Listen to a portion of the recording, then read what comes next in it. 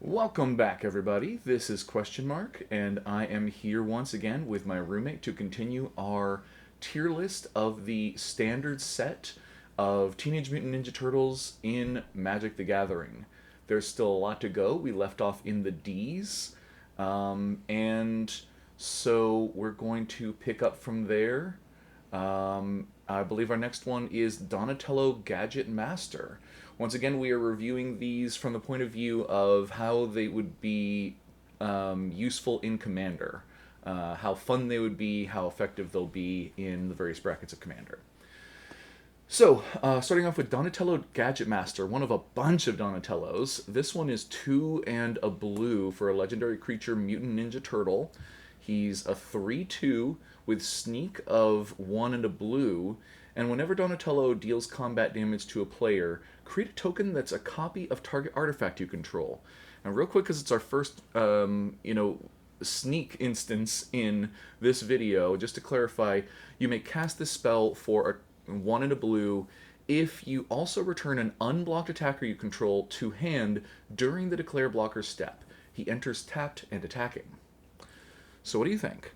Well, so I guess going off sneak first, it's very similar to ninjutsu. Yes.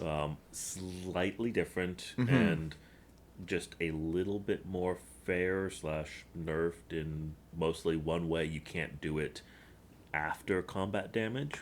True. Which you could do with ninjutsu. Yes. Not that I've seen anyone do it, but Oh, it's a bit of tech that's out there, yeah. As someone who plays a Yuriko the Tiger's Shadow deck, I've definitely done it, especially when my opponents are more savvy and instant based. So yeah, so you lose access to that. I don't think you gain anything. Well, actually, there's 2 possible gains here. I see there being 3 differences.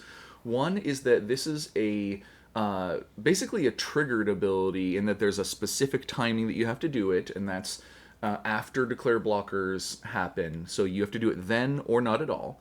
The second one is that this counts as casting the spell, which means that if you have something that says, like, this turn you may cast this spell, or if it's, say, in the command zone, those are places where you can cast it from, but you wouldn't be able to activate a ninjutsu ability. So this solves that problem. The other thing that I was thinking is that this also then works on non-creatures, that they do have some sorceries and instants and things with sneak. But those are the main differences that I can think of. Yeah. Okay. So, yeah, not... Well, that is mostly disadvantage, I would say, because if it is a spell, it can be countered. Yuriko normally can't be countered, but Donatello could. Yeah, so more fair, but that's fine.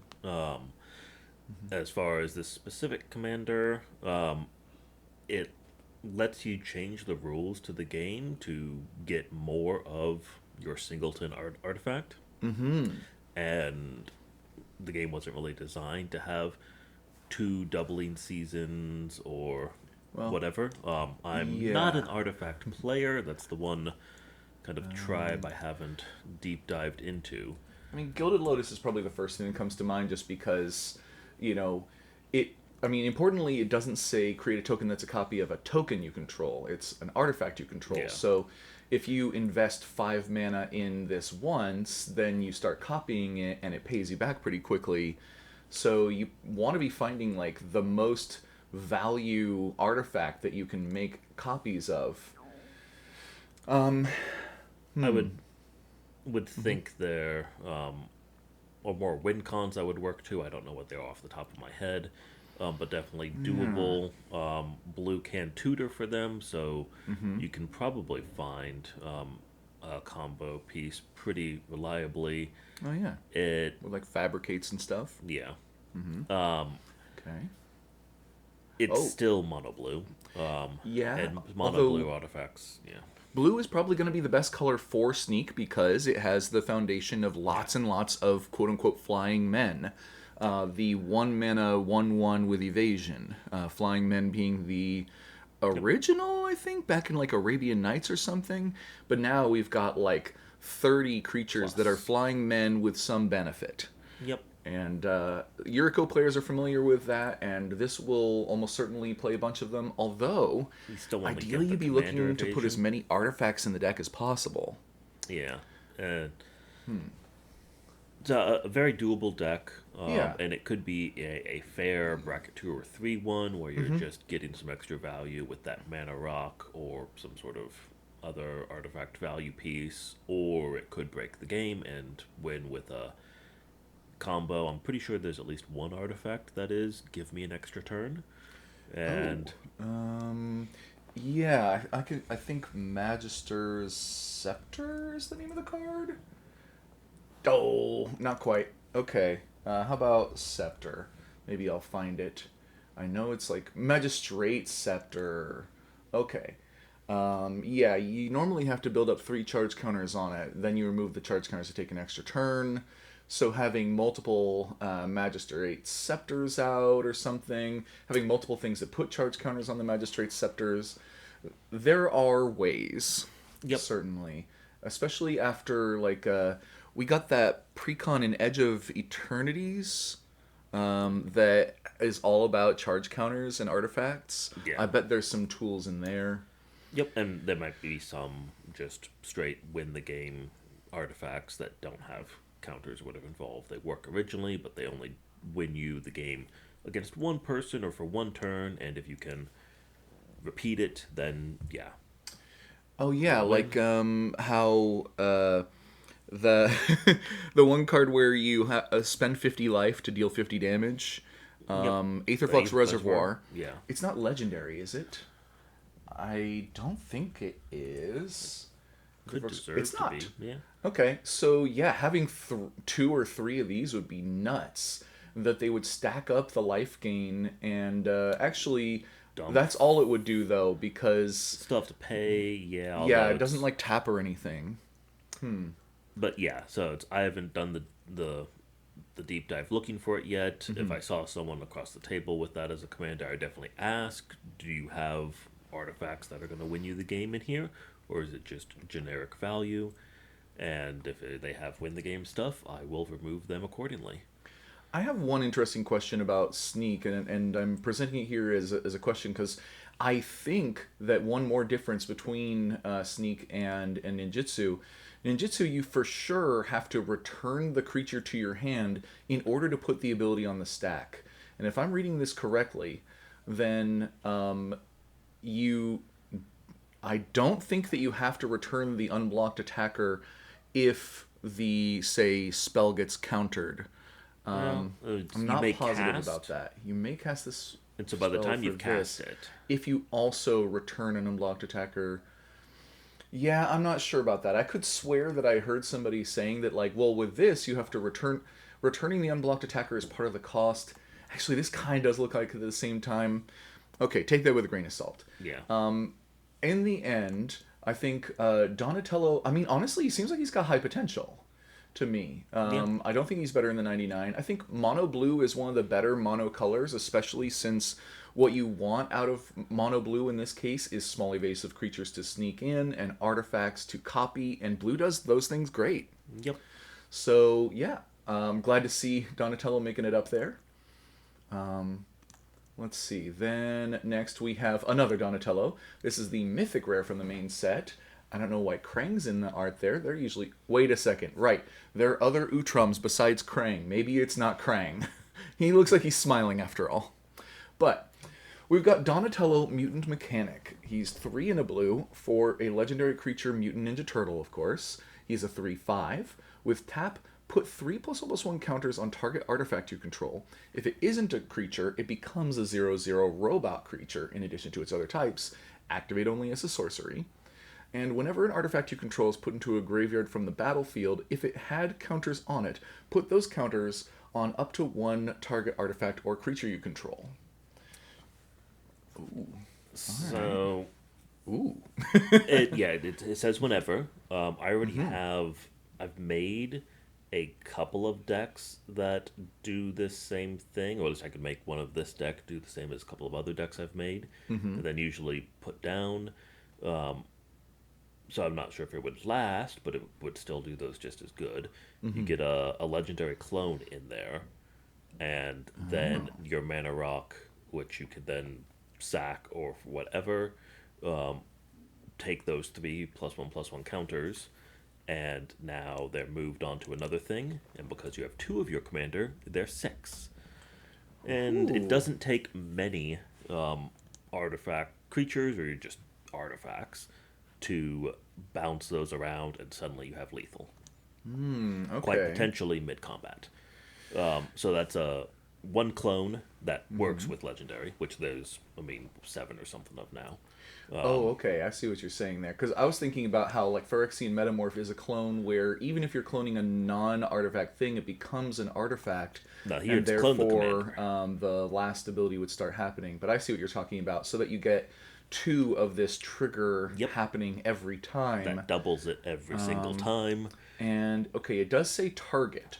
So an important thing rules wise for people to know about abilities like this is that when an ability like this triggers, in order to put it on the stack, you have to choose your target right then. And then if that target changes zones, then you lose the target and the ability is countered. So I'm Slightly fair. depending on how the combo that you're talking about would work. You might have trouble of having two instances of that ability go on the stack at the same time, and then trying to target a thing that's about to leave and then come back. It'll lose the target. Oh, the thing doesn't have to. So it's you have, let's say, five artifact creatures, one of which has the 3+1/+1 counters on it. You swing with all of them. You have a sack outlet. You sacrifice one. It dies. Goes to the graveyard. You get two triggers of your commander. With yeah, that's the best one. Is the one that's artifact modular Found sacrifice. Ravager. There we go.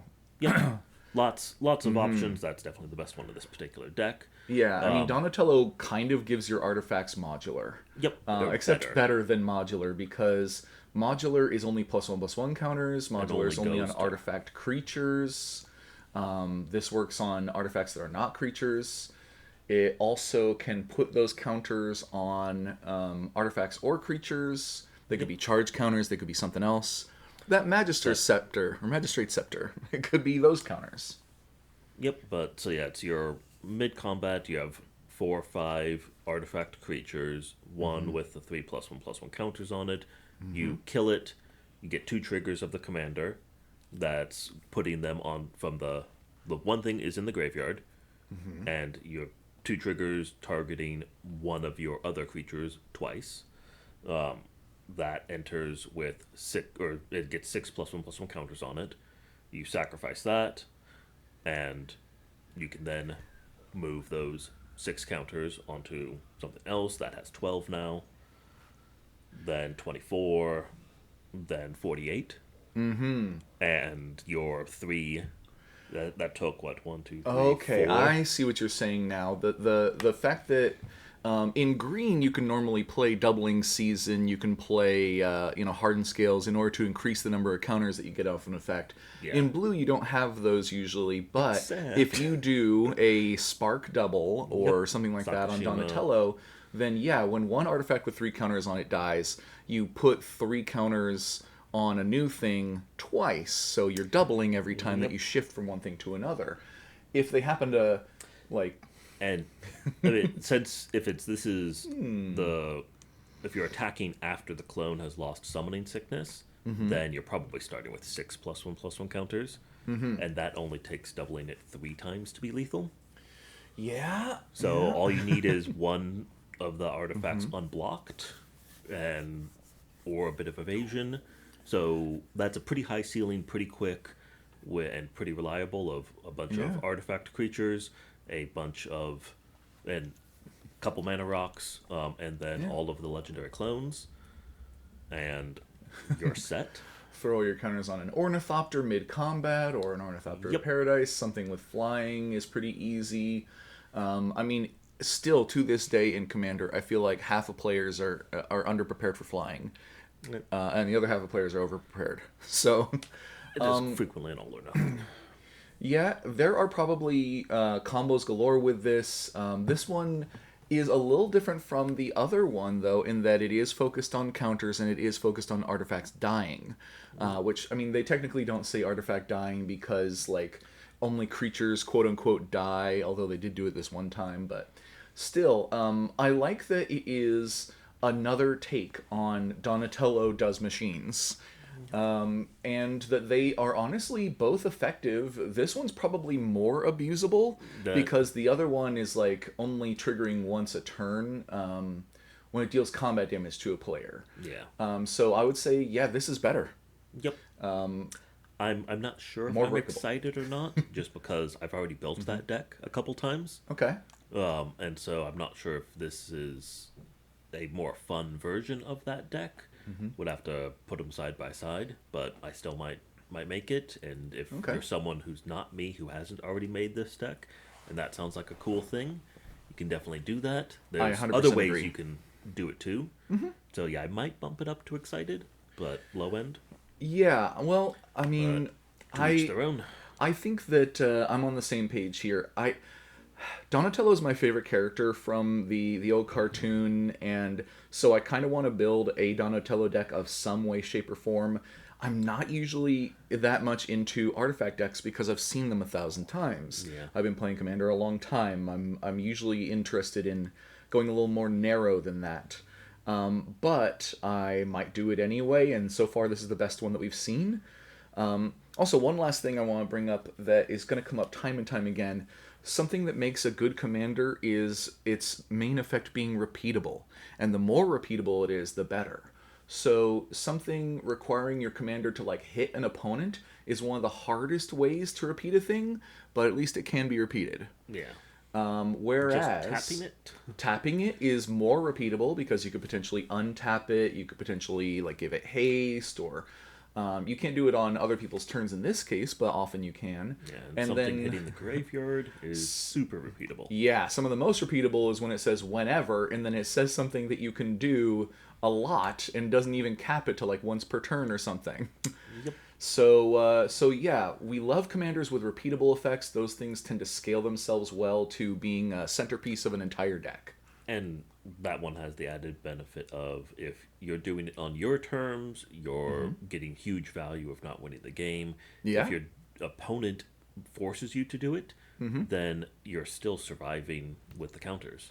Yeah. So as long as you have a mana rock left, you can keep all the counters you built up. Yeah. Someone Like kills your 48, and then you go, okay, those counters are going on to Soul Ring, and they're doubled. I'll see you next turn. this is one deck where you do want to play some indestructible artifacts just to be on the safe side, I think. And Darksteel Ingot was an old one that people used to play, but now I think it's been replaced by Skyclave Relic. I don't recommend playing Darksteel Ingot in any deck these days, but if you actually think that you need Indestructible on your mana rock, this is the one, because it's just Darksteel Ingot, but you can kick it to make a couple more of them. Oh, only one more. Two more. Wait, two tokens. Okay, yeah, Yeah. no, that's better. Yeah. Yeah. So yeah, I think that. Oh, and it passes the vanilla test strangely. 4 mana, you'd expect a 4/4. You take away a power, add a toughness, and it's equivalent. In vanilla test doesn't usually matter on a commander that you're not going to rumble with. He's clearly got better things to do, but it is nice that you still got the power and toughness off of it and just shifted a little bit to the toughness because. Yeah, that way he dies to less impossible things. that you'll kill someone with commander damage. Yeah. Yeah. Also, he's just a better blocker that way and stuff. Yep. Less likely to die to removal. Okay, now we get down to what is probably going to be the worst one here because this is the common Donatello. He's Turtle Techie, where it's 3 and a blue for a legendary creature Mutant Ninja Turtle. He's a 3/4, so failing the vanilla test. And when he enters, if you control an artifact, draw a card. I mean, is this even worth playing in the 99? Probably not. Well, maybe in some blink decks where you want one more ETB draw a card and you happen to have a whole bunch of artifacts as well.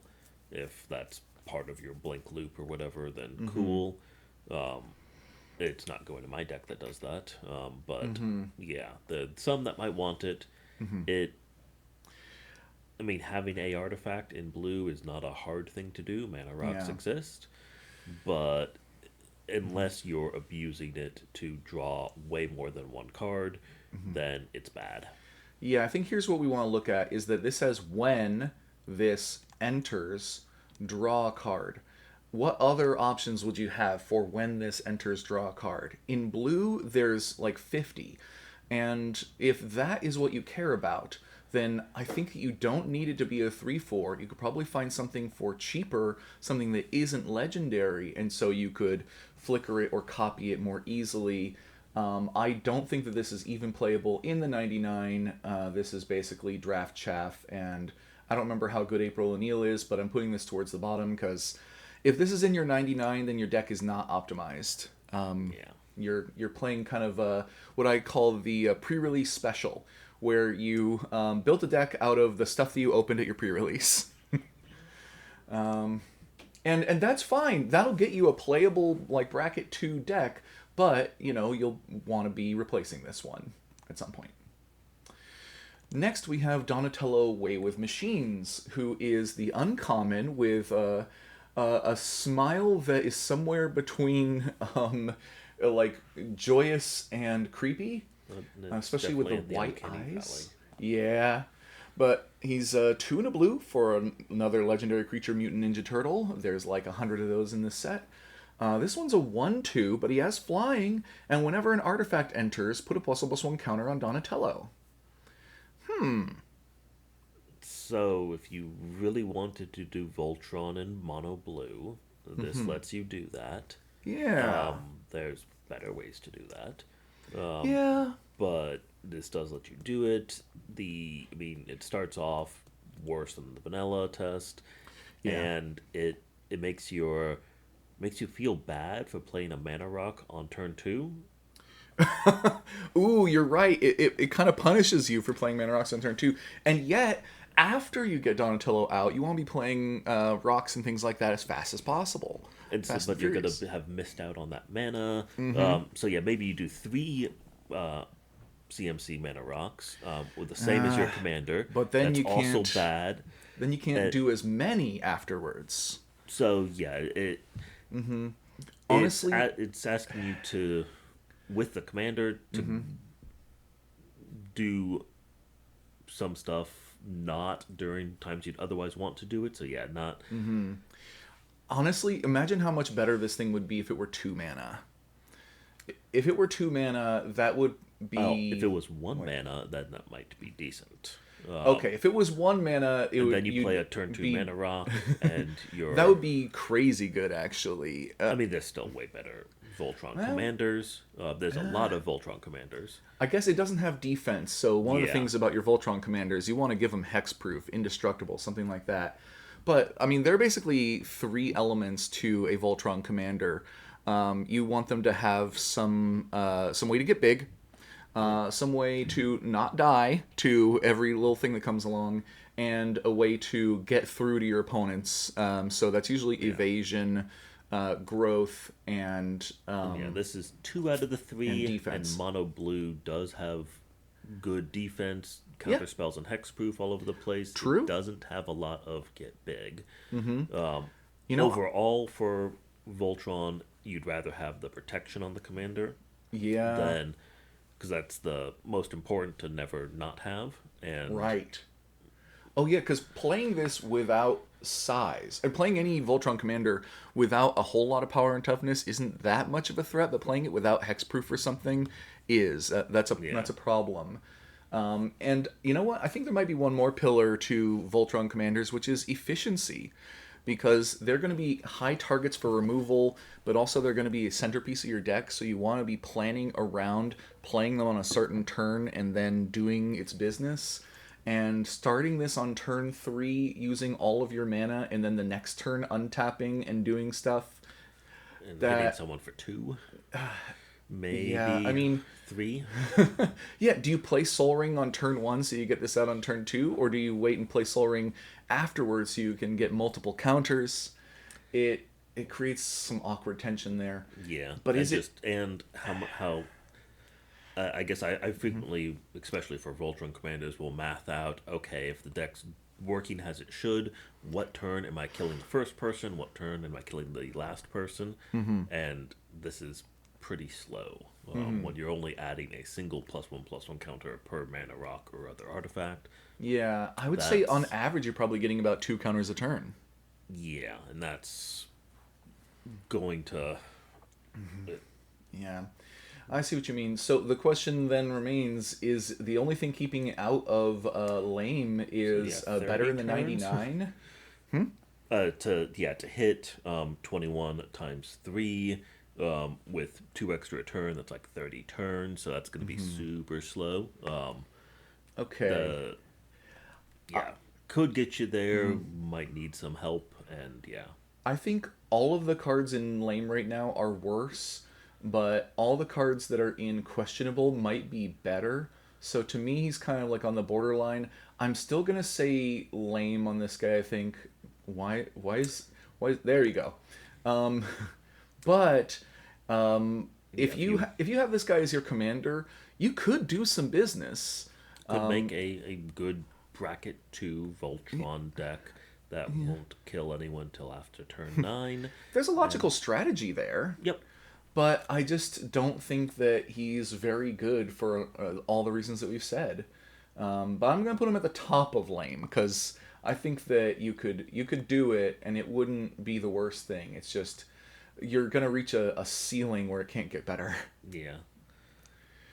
Then we get to Dawn and Leo problem solvers. They're 3 and 2 white blue hybrid for a total of 5 mana. A legendary creature, Mutant Ninja Turtle. They're a 4/6 for 5 that passes the vanilla test, plus the keyword ability of Vigilance. And at the beginning of your end step, exile up to one target artifact you control and up to one target creature you control, then return them to the battlefield under their owner's control. Huh. So that's probably going into the 99 of a whole bunch of stuff that wants the Yeah. blink once a turn. Yeah. It's blink 2 things a turn, which is weaker than I wanted my blink decks. There could be some non-real, not blink decks, but you want your commander's ETB to happen multiple times, and this would be nice Yeah. for that. The And definitely is nice that it lets you do artifact and creature. Yeah. I mean, I see that as being the Dawn in the background always cares about artifacts, and Leo in the foreground cares about creatures. And plus, how many times over the last couple of videos have we talked about this might be good in a blink deck that was like blue or white or something, and then here we come along with what looks to me like a pretty decent blue-white blink commander, considering everything that we just said, and also that it triggers for the first time at the beginning of your end step the turn that you play it. So That is that's another thing that we like nice half a on notch. cards generally, but especially commanders, them having an effect before your opponents even get a turn. Yep. The Some of the classic blink commanders are probably better. The one that attacks and gets to blink every single creature, Brago, I think. probably. Yeah, I mean Brago. I don't know if he's played in CEDH anymore. I think people were looking at him for a bit, but he does have to deal combat damage to a player, Yeah, one and turn that slower, is one of the but trickier things to do. flying. You can hit one person reliably. Yeah, yeah. Not everyone, but yeah, I wouldn't consider that a huge hassle. And the 1 out of 10 games when everyone has a flying blocker, and it's a 5/5 on every board, and I can't just slowly whittle it away. I'll take that loss. Yeah, But this has more toughness, has vigilance, so you don't worry about not having a blocker. Honestly, I think this is pretty good. I don't I don't think that he's the best Blink commander ever, yeah, but I think it's a solid one. it definitely. I'm not sure if there's a Blink commander that does artifacts, so that might be new. But yeah, I would think his ceiling is a bit lower than some of the classic Blink commanders, but still decent. And if you wanted a lower bracket deck, then this lets you do that Yeah, without going totally out of control.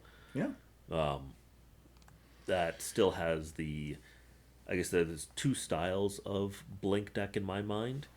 The just passively generate a lot of value, the once a turn blink, the draw cards, make mana, whatever, yeah, which this falls into, and for the sure. create a blink loop combo, and that one wins you the game. This one doesn't necessarily win you the game, so make Yeah. sure you have a plan to win the game. The commander Um, is unlikely to be a part of an infinite combo by itself yeah, because this trigger happens once during your turn. You could probably find a couple of infinite combos in the 99 if you want to go that route, um, but you don't have to. So, yeah. If anything, that makes it harder to make a consistent low power deck if you oops into a an infinite combo, and yeah. then most of the time can't get to it. But yeah, this can do the fair version of Blink. Just it doesn't have a win con on the commander then, Yeah. and the fair version of Blink lacks a lot of win cons. So make sure you have a plan to eventually win. Oh yeah, definitely. That is excellent advice. Honestly, something that I think we forget sometimes is that you can go like, "Oh, this artifact's so cool when it enters, and this creature's so cool when it leaves, and yada yada." Remember to be able to kill your opponents. Blue-white players sometimes forget about that part. Yep. So hopefully you have something that says your opponents lose life, or you make a bunch of flyers and swing, or something. Please. Then we've got Dawn and Wrath, Hard Science. They're a colorless and 2 red-blue hybrid for Legendary Creature Mutant Ninja Turtle. They are a 2/4, so once again passing the vanilla test on the toughness side, and with Menace, which is always nice. Whenever Dawn and Wrath attack, the next non-creature spell you cast this turn has affinity for artifacts. Interesting. So it's a pseudo mana dork commander. Yeah, it does And the cheats on mana cost thing that we yeah, like commanders to do. yeah. Although it definitely has two big hoops that you have Yes. to deal with. The menace isn't the most reliable Yeah. form of evasion, particularly late game, and so you probably have to build some of that into the deck. Blue has it, not a problem. The the next non-creature spell having affinity for artifacts means you want a bunch of artifacts on the board, and that's going to take a little while to set up. So you're going to get increasingly more value each turn, Yeah, I like that. but starting off pretty low, um, of one or two less, and maybe not even that. I do like that you can get the. Oh, whoops, forgot an important thing there. I like that you can get at least one of the indestructible dual land artifacts in there. Because I think artifact lands are a big part of helping these kind of decks work. Yeah, So you can play Seed of the Synod, you can play Great Furnace, and you can play whatever the bridge is that is red and blue. Whereas some of the other Donatellos that we've seen since they're monocolor, you can't play any of the indestructible dual artifact lands. But this is blue and red. What are some of the best big artifacts in blue red? Thought Monitor already has affinity for artifacts. Although, I wonder, if it has affinity for artifacts twice, does that mean that costs 2 mana less for each artifact you control? Because I think it does. that. Yeah, I'd definitely check the rules, but probably. Ruling That on it yet. said, I mean, it's not like it doesn't pay for the colored pips, Right. and you can't get mana back if you're getting more than that. So you definitely could be wasting some of that there. You might even, I mean, once you have 4 or 5 artifacts, unless your mana curve is really skewed, there's a good chance you're wasting the discount on a lot of stuff there. Well, one other important thing here is that it does say non-creature spell. So that means that you could spend it on an instant or a sorcery or something. You could spend it on. Blue does have a lot of X draw spells. That would be nice. You could spend it on a big old blue sun zenith. Yep. Draw a bunch of cards. You could spend it on Whir of Invention. Although the thing you're tutoring, well, that already has improvise, so I could guess maybe double if you didn't have the artifacts tapped already. But also, if you have more than the CMC of what you want to tutor for, you're not going to tutor for something else. Uh, Electro Dominance, that's a big fun one. Honestly, I love this spell. That it's good just X burn spells. Fireball, and you get to cast another spell from your hand for free. Normally, it's a big benefit that it's an instant, because it also means that you can drop some powerful non-instant thing on someone else's turn, but with this, you could get a huge discount on it. Yeah, it has to be this turn. Mhm. Red But has the easiest time of giving haste, so odds are you can plan around giving this guy haste and attacking the turn it comes out, and then giving the big discount. And unlike a lot of these cards where they give you some kind of setup and then the payoff you need to like wait till the next turn to have the colored mana to put into it. If you're dropping artifacts, you could still do a free artifact the turn that you play or that you attack with this the first time. yeah, So I think this has potential, but it doesn't like solve all your problems for sure. yeah. I'm not sure if it can hold its weight in bracket 4, but I doubt it, considering the whole attack trigger thing and not having haste or ward. But it's also 3 is a pretty reasonable cost, especially with the hybrid mana for an effect like this. So to me, I think I want to put it right about here, because the more I think about Donatello, this Donatello, the more kind of low I have on it. I think it's probably going to end up being the bottom of high potential. Whereas I think that these 4 so far are genuinely solid commanders. With Dark Leo possibly being the most fun because the white-black ninjas is kind of an unexplored space and it seems strong. So, hell, Dark Leo almost I want to shift up to excited to try, except I literally am not going to build another ninja deck right now since I already have one. But, yeah, not crazy good, but kind of good. yeah, General Trag, Heart of Stone. This guy I wouldn't know except that he is in the Teenage Mutant Ninja Turtles Turtles in Time video game, or at least his soldiers are. Otherwise, I have no idea who this guy is. In fact, I still kind of don't, but he's 3 and double red, so 5 mana total for a legendary artifact creature elemental soldier. He's a 4/3, which fails the vanilla test, with trample, and when he enters, you may sacrifice another artifact. When you do, General Trag deals 4 damage to target creature. Huh. so the ETB is bad. Yeah. Like you said, it does it only the once, unless you're in that Yeah. mythical mono red blink deck. And so yeah, you even 5 mana, not even destroy only a small creature, is that's sad. Oh, only to target creature. You know what? I think we can pretty quickly figure this guy out. That he's going like Yep. right about. Honestly, I want to put him at the bottom right now, considering that you have to sacrifice something in as well in order to do the effect. Like, why couldn't this guy have been a 5 mana 5/5 with this rough ability, or at least a 4/4? He's dropping the ball kind of in every direction. Yeah, not good for Voltron. Not it's I guess it's removed 2 creatures, one with 4 toughness or less, and the other with 4 toughness or less. That decides to block your commander just so they can kill it. But yeah, Jeez. And he's double red on top of it just to make him harder to cast. yep. This guy really sucks, unfortunately. One interesting rules thing. Have you noticed that some cards say when this happens, you may do something, and then when you do, and other cards will say if you do? Yeah. Do you know what the difference is between those two Not off things? the top of my head. Okay, this is something that I learned kind of recently, and that's why I'm passing it on. If the effect says when you do, then that means this is a triggered ability that can be responded to. And if it says if you do, then that means that the whole thing is a triggered ability that you can respond to, but if you don't respond before this point, it's too late.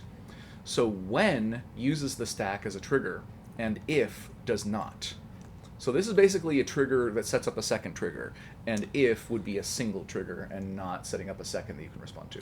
Does that make So, sense? yep. So worse for him. Yeah, kind of worse. In that you could even sacrifice another creature and then someone could stifle it or Yeah. something. So, whew, yeah, pretty bad. Now we Although get I on to... guess Oh, what? you don't have to declare the target until the second trigger. Ooh, I believe that is correct. When you do, General Trag deals 4 damage to target creature. Correct. So that part is that's true. So you could politic in between there a little bit. Wow, you could have But- it enter the battlefield, trigger go on the stack, and then do the whole, what do people think I should get rid of thing. Yeah. Instead of how people Don't capture this usually yet. do it, which is they cast it and then start politicking. But anyway, Genghis Frog is a green and a blue for a character I believe I had an action figure of despite not having any clue who he was. Legendary creature Frog Mutant Rogue. He's an uncommon again, so let's keep our expectations kind of mid. But he's a 1/3 with Trample. Love 1-power creatures with Trample. When Genghis Frog or another mutant you control enters, create a mutagen token.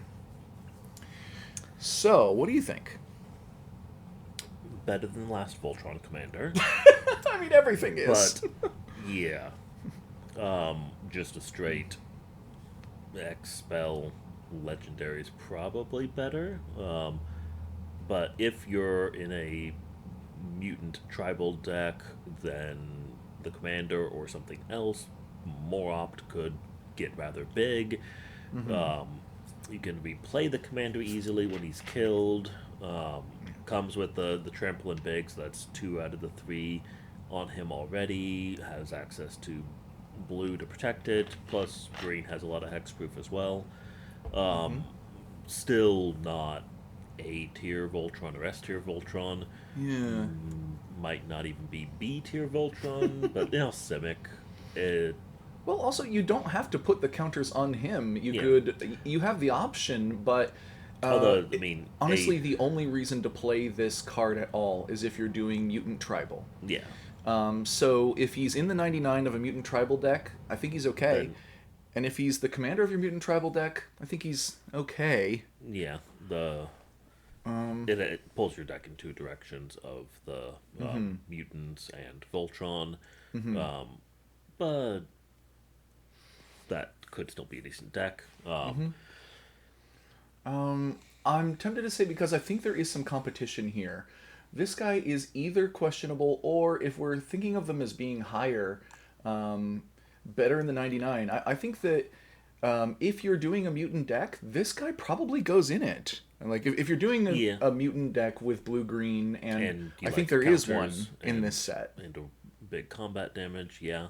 The It's a mutagen good tokens piece. are still not my favorite, because you do have No. to pay the mana for them each time. Yeah. I And mean... that's- Treasure tokens are obviously the best kind of tokens. Clue are all right. Food, there's enough synergies with food at this point that like food can if be you process useful. them enough and make them made out of not food things, It's got to then be they're processed food. good. Yeah. Mutagens are kind of still up in the air, but I mean, I do like that they do form kind of a concrete strategy with counters. Yeah, you can. that- I mean, the floor on them is okay. Yeah. And if you have a way to really benefit from that, or benefit from the fact that they're tokens that you're getting rid of, while also still paying for them, that's fine, and you can get double value. Double value's good. If you get 3 times the value and have a way to benefit from the tokens going away and the +1/+1 counters, and you discount the cost of them so they're free now, then that's a whole bunch of value, but that's 3 hoops to jump through. Yeah, but I mean, green does have the ability to make double tokens. It does have the ability to make double counters. So I would say this guy, honestly, he could be the top of questionable or the top of better in the 99 so far.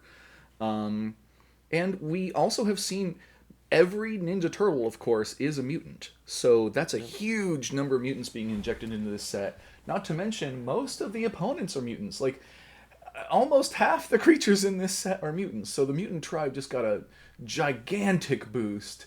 And And I think he's a pretty good card in, yeah, no, in the it. probably not bracket four, but No, no, um, never bracket four.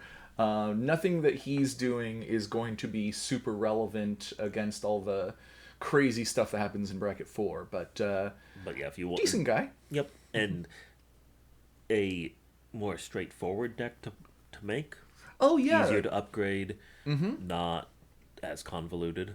So As long as you have a good way of keeping track of the mutagen tokens, this could be a good kind of noob friendly deck yep, to hand to somebody. Be like, if you get how counters work, then here we go. We're gonna have some fun with some weirdos. yep. But let's move on to Ground Chuck and Dirtbag, who are 4 green for a legendary creature Ox Mole Mutant. I do not know these guys, but they're a 6 mana 8/8 with trample, and whenever you tap a land for mana, add a green, which seems crazy.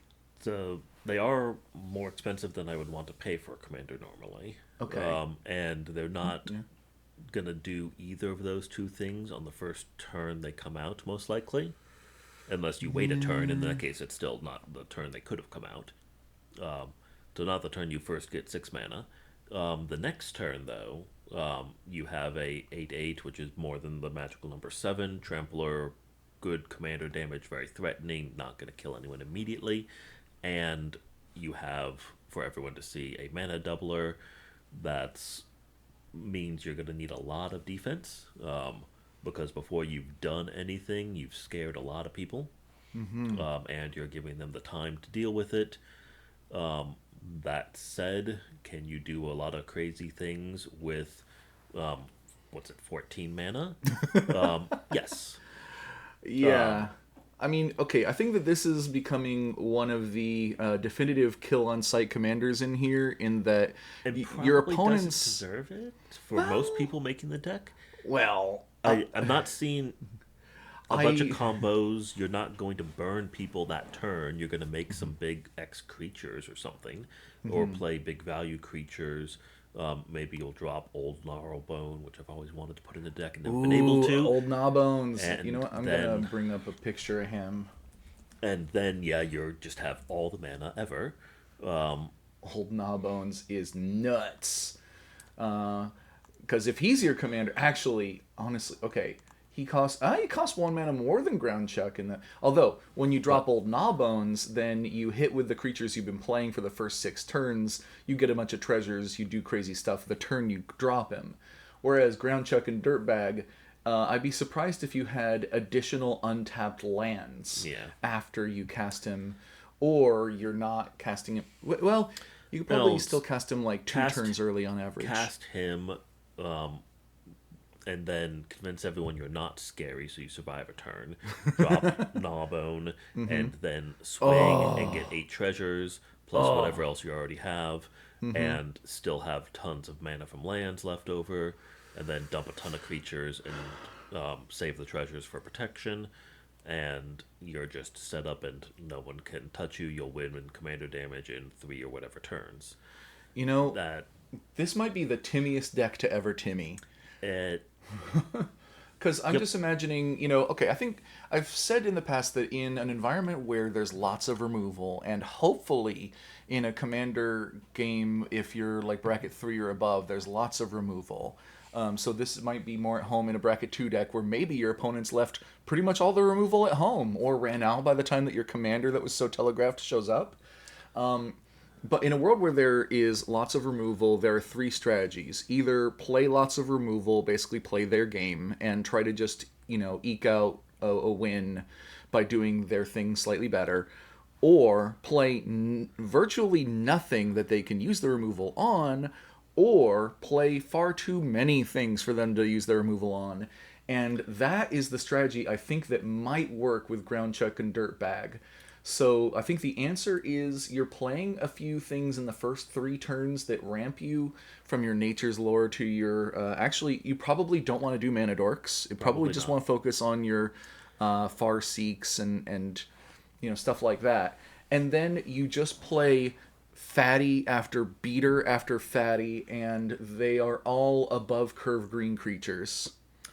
And then by the time Ground Chuck and Dirtbag come out, they've already they know that you've got things like Old Gnawbones or even just what is it, Vigor. Gigantosaurus. You've got this thing in the deck, the stupid 10/10. Yeah, For Vigor. 5. The Oh, Vigor, yeah. would be great. Lots of fun static abilities in mono green, stompy creatures. There. Oh, I did not consider this Dinosaurier bestie. I was thinking more like Titanoth Rex. But no, that's not even what I was thinking of. There's another dinosaur that has like infect and stuff like that. So honestly, if you build your deck so that it is 1/3 land, no more than a third land Yeah. actually, probably like 40 plus lands, maybe a little over 40. Yep. And you build in a few key like green spells, your heroic interventions, your beast within or something, and a bunch like 12 land ramp spells, and then the rest of the deck is just efficient beaters that your opponents have to remove. Because I believe there's some pretty old wisdom that there's no such thing as a bad threat, only bad answers. So this deck could be full of threats. Now, does that put it all the way up in high potential? You know what I'm gonna say? I feel like this is better in the 99. Um, well, Good in the maybe 99 of here. some type of decks. Decent type potential, probably not bracket 4. Yeah. But can definitely rock a lot of bracket 3 games. I think I am going to put him here after all because that last strategy that I just discussed, I think, is the way to do it. Where you could actually have it as your commander. Because normally I'm thinking this is such a huge boost that people will want to kill it before you get a chance to actually untap your lands and use it. But if you've already played 3 powerful creatures that were threatening to people before this, and then he comes out, and you're still land ramping, so you can even try again the next turn possibly. They're just gonna run out of removal for your fatties. And You know.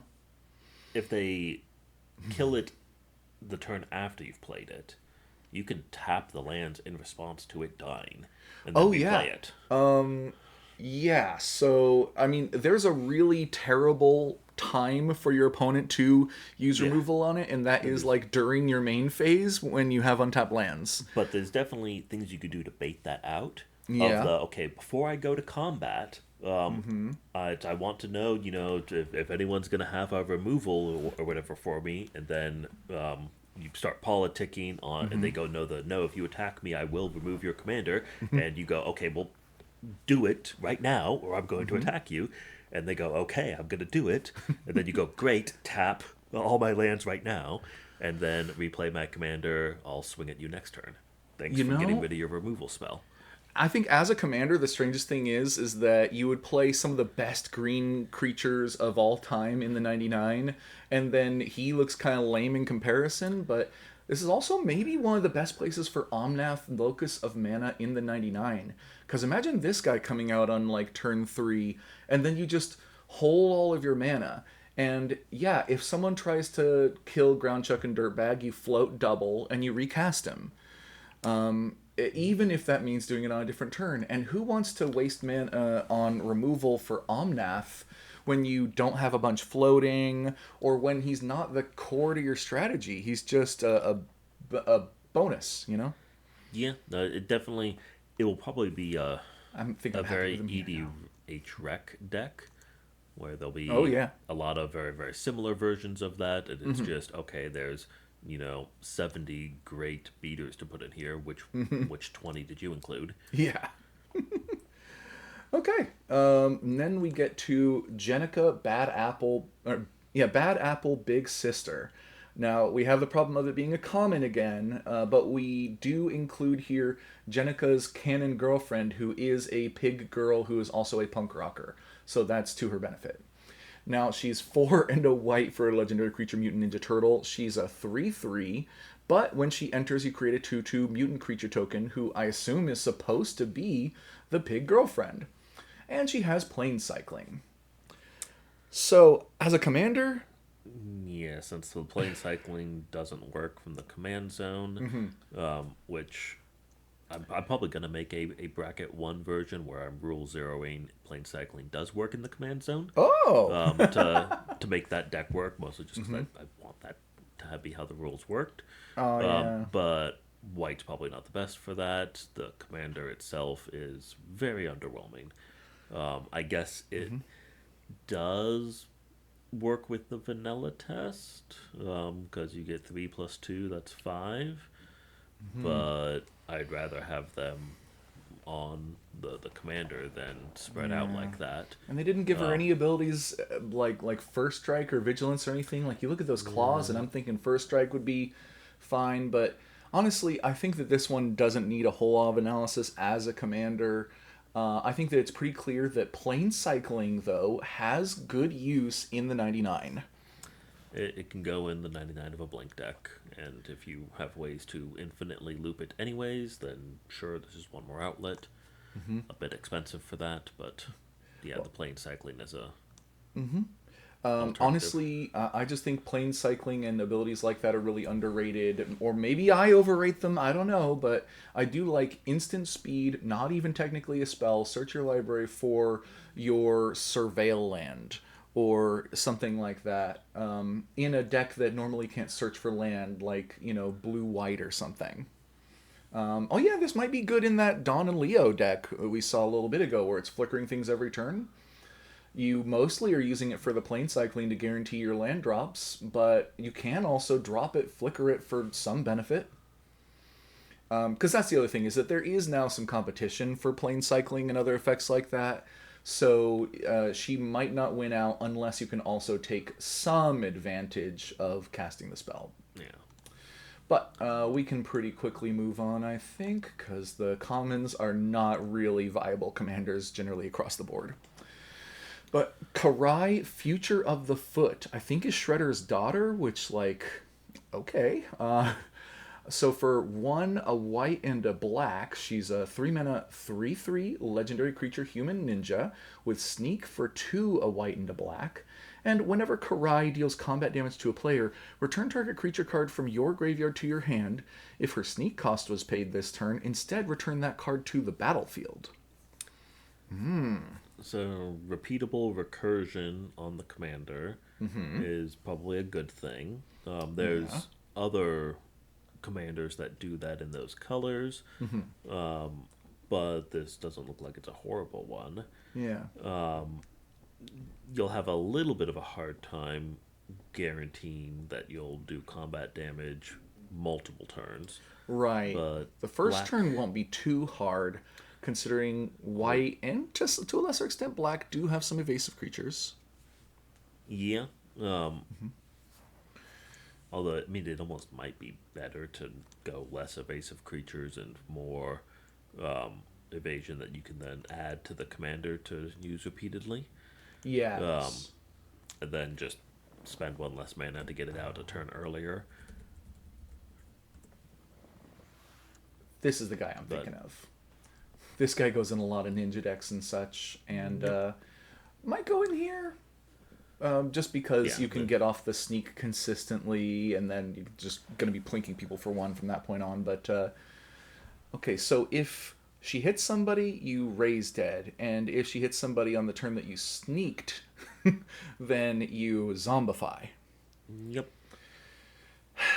And yet, without having anything like menace or first strike or anything like that of her own, I think that she's questionable at best. Gonna have to line up a whole bunch of different hoops. Yeah. And if you happen to draw all of them the same game, then the deck Mm-hmm. will let you do a crazy thing or two. If you're missing one of them, then the deck's not gonna be really holding its own at a mid power table. So Mm-hmm. yeah, I think I want to put her like here. it seems fitting. Yeah. She is not the worst, but I wouldn't. I don't look at this card and get particularly drawn to this or excited by this. If you were already a big fan of Karai as a character, then you could probably make something out of her. But Don't go the other way around. Next, we have Kitsune, Dragon's Daughter, which is 4 blue blue for a legendary creature Fox Warlock avatar. Sounds fascinating. I want to know what she's all about. She's a 6 mana 6/6 with Vigilance, and when Kitsune enters or deals combat damage to a player, you may exchange control of 2 other creatures controlled by different players. So that's a repeatable effect on the commander, which is fun. And then really changes up the rules of that game you're playing. It's not necessarily just straight removal, Right. and so it doesn't fully need to be killed on sight. But you can either give away one of your I lose the game creatures, or the ones that have huge costs of discard your whole hand or whatever, or just go, hey, you two, your decks revolve around your commander, right? Okay, swap commanders. Gimme. It'll just Oh, yeah. that lets you 2 for 1, where so you give nothing of yours away, and the +1/+1 counters guy has a mana dork as their new commander, and the other lands deck has a +1/+1 counters commander, and they go, this doesn't work with everything else I have. But is it worth killing my commander on someone else's board to get it back? I doubt it, and it has And the they can do first it again. trigger when it enters. Yep. So that means you're paying 6 mana for a 6/6 Vigilance that does a swap, and then if you actually get the chance to do a second swap, that's kind of, that's bonus. So She I'm doesn't have evasion built in, but it's pretty easy to give it to her. I just wouldn't work And too you. hard at it. Maybe like winged boots or something might be worth it. and you could even politic for evasion of, hey, person who's losing, will you let me ping you, and then I will swap the other 2 people's problems and make them go away. I mean, And they shouldn't let you do that, but if there's something that's really bothering them over there, and it's half bothering you, and you get to do a free 6 commander damage, yeah. I have successfully talked people into letting me hit them for value when they shouldn't. It's a thing that happens. You let me draw 15 cards the one time.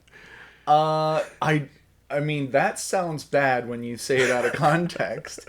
In context, I thought it was worth doing, and I don't remember why, but I think it was The because I other- expected that the next turn it would be even bigger.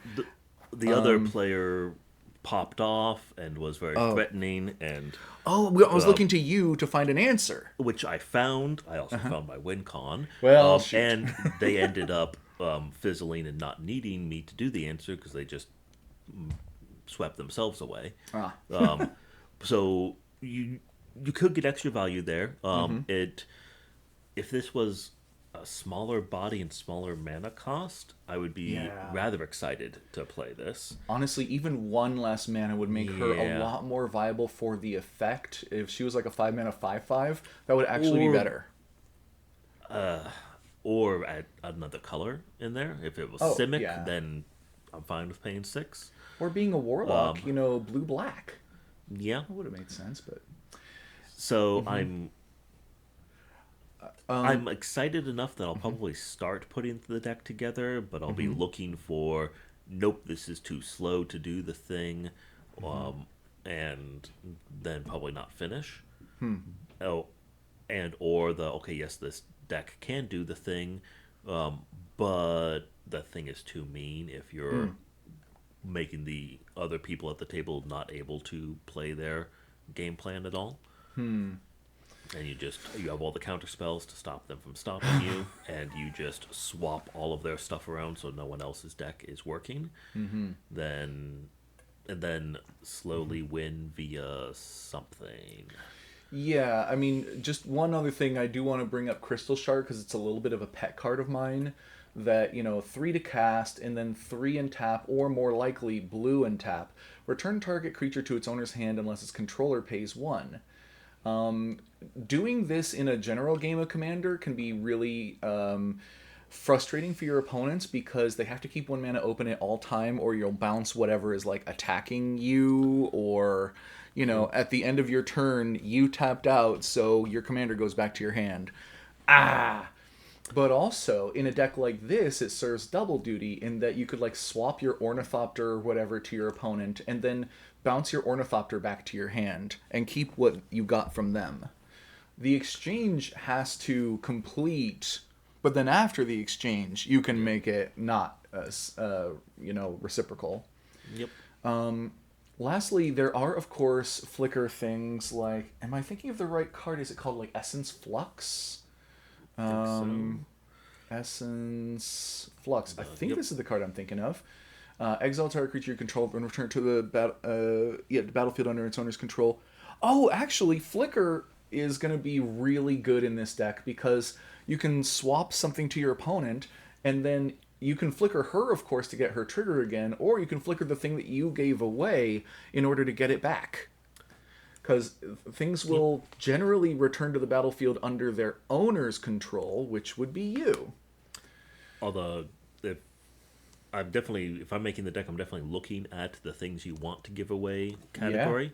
Yeah. There's a whole bunch of cards with downside, and if I can steal their thing and give them something that hurts them a lot, that sounds fun, might be too mean. Am I thinking but of anything here? And I'm not sure if there's enough of them in mono blue. Tanawa.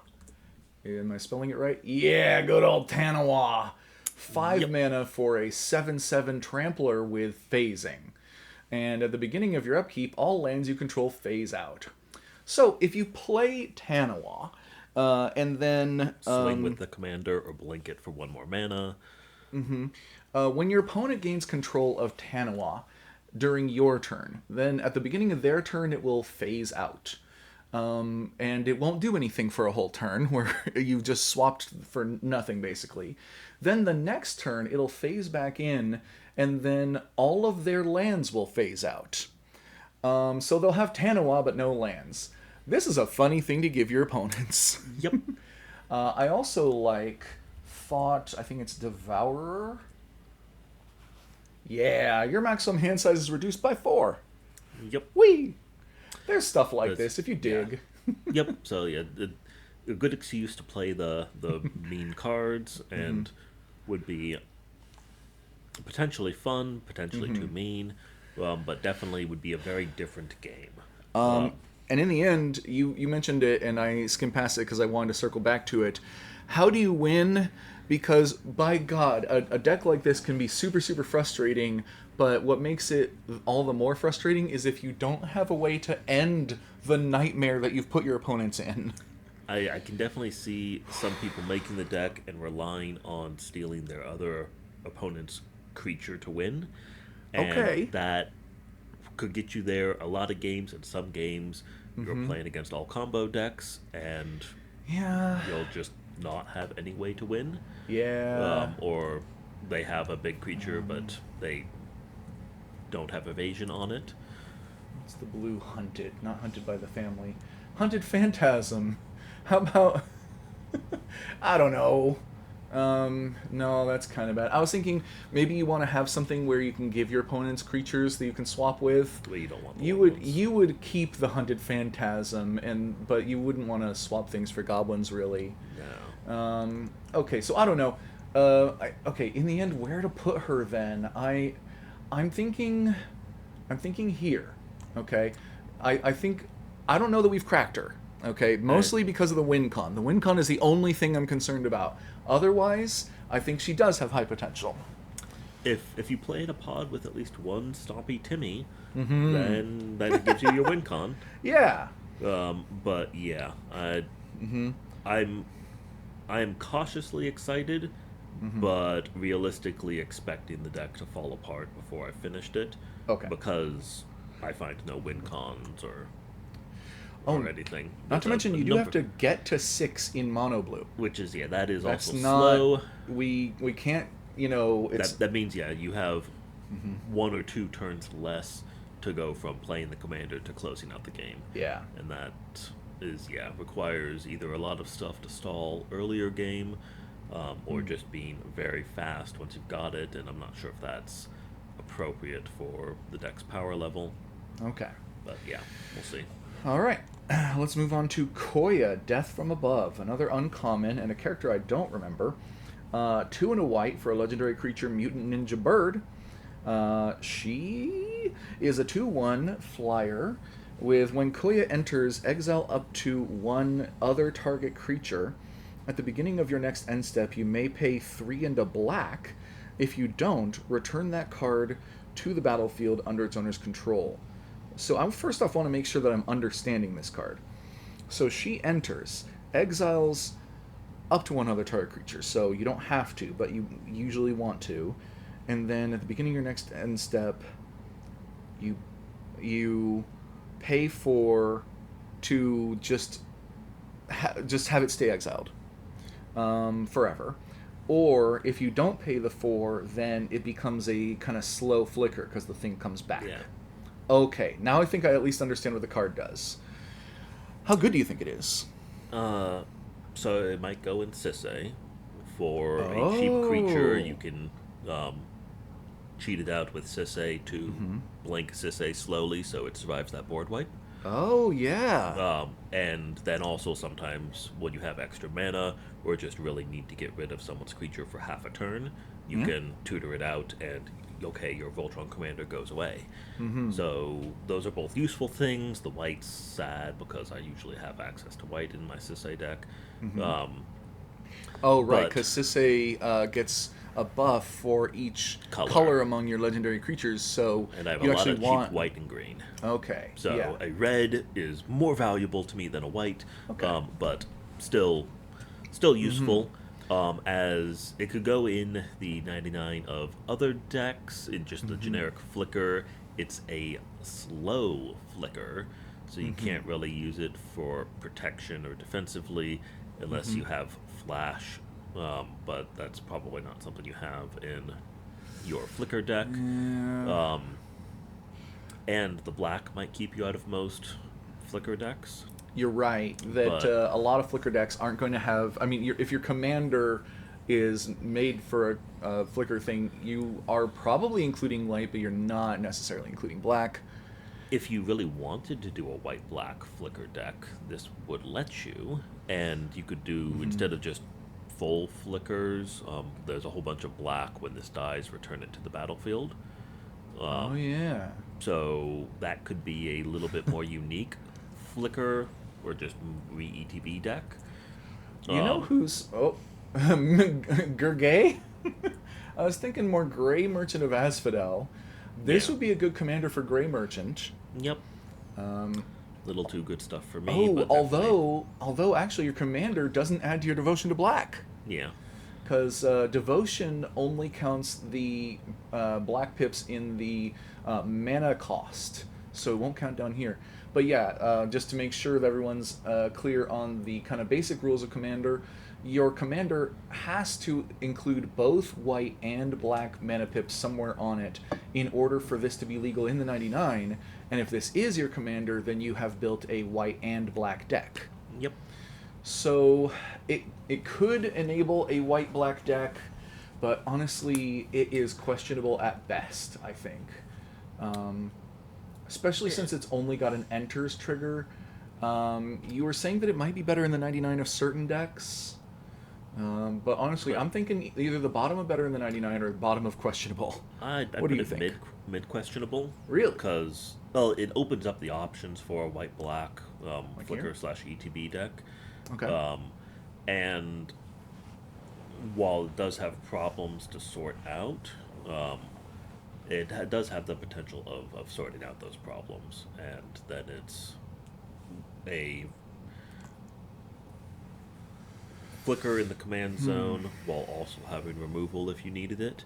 Okay. And that's 2 very useful things. Okay. You know, I'm going to bow to your wisdom on this one. I think this she's a little worse, but I'll keep her there for now. So, continuing on, we have Krang, Mastermind, and this was one of the earlier cards that we saw spoiled, and he's kind of exciting. But let's see, 6 blue for a legendary artifact creature, Utrom Warrior. I believe there are now 3 Utroms in the game of Magic. And he's a 1/4 with affinity for artifacts, so potentially that mana cost is going to melt away. When Krang enters, if you have fewer than 4 cards in hand, draw cards equal to the difference, and Krang gets +1/+0 for each other artifact you control. So, your take? So,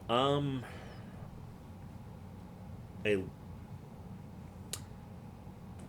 I'm not sure if it's my style of deck. Might be better mono blue Timmy, which is weird, but Yeah. if you really never had a mono blue Timmy deck before, this could do it. I would have to see how many artifacts you actually can get out reliably and quickly. Um, for how much discount you get. If you're paying 5 for him, I would still feel bad about that. But if you Yeah. can get less than that and play him on turn 4, then that would be cool. I guess if you're doing mana rocks, those Yeah. are 2. One for affinity, one for tapping it. Mm-hmm. So it has the potential to be able to play him fast. I'm not sure if the decks can be made to do that reliably or not, or have enough room to do other stuff, but that's potential is there. It refills your hand if you just Right. had a bunch of. I mean, you could even just do a bunch of 0 cost or 1 cost artifacts. And if you have 30 of those in your deck and play 3 plus lands and then dump some others that you drew, and then refill your hand to 4 again, that might work. And then at least all the stuff that lets you get him out quickly also buffs him. Yeah. Then you have a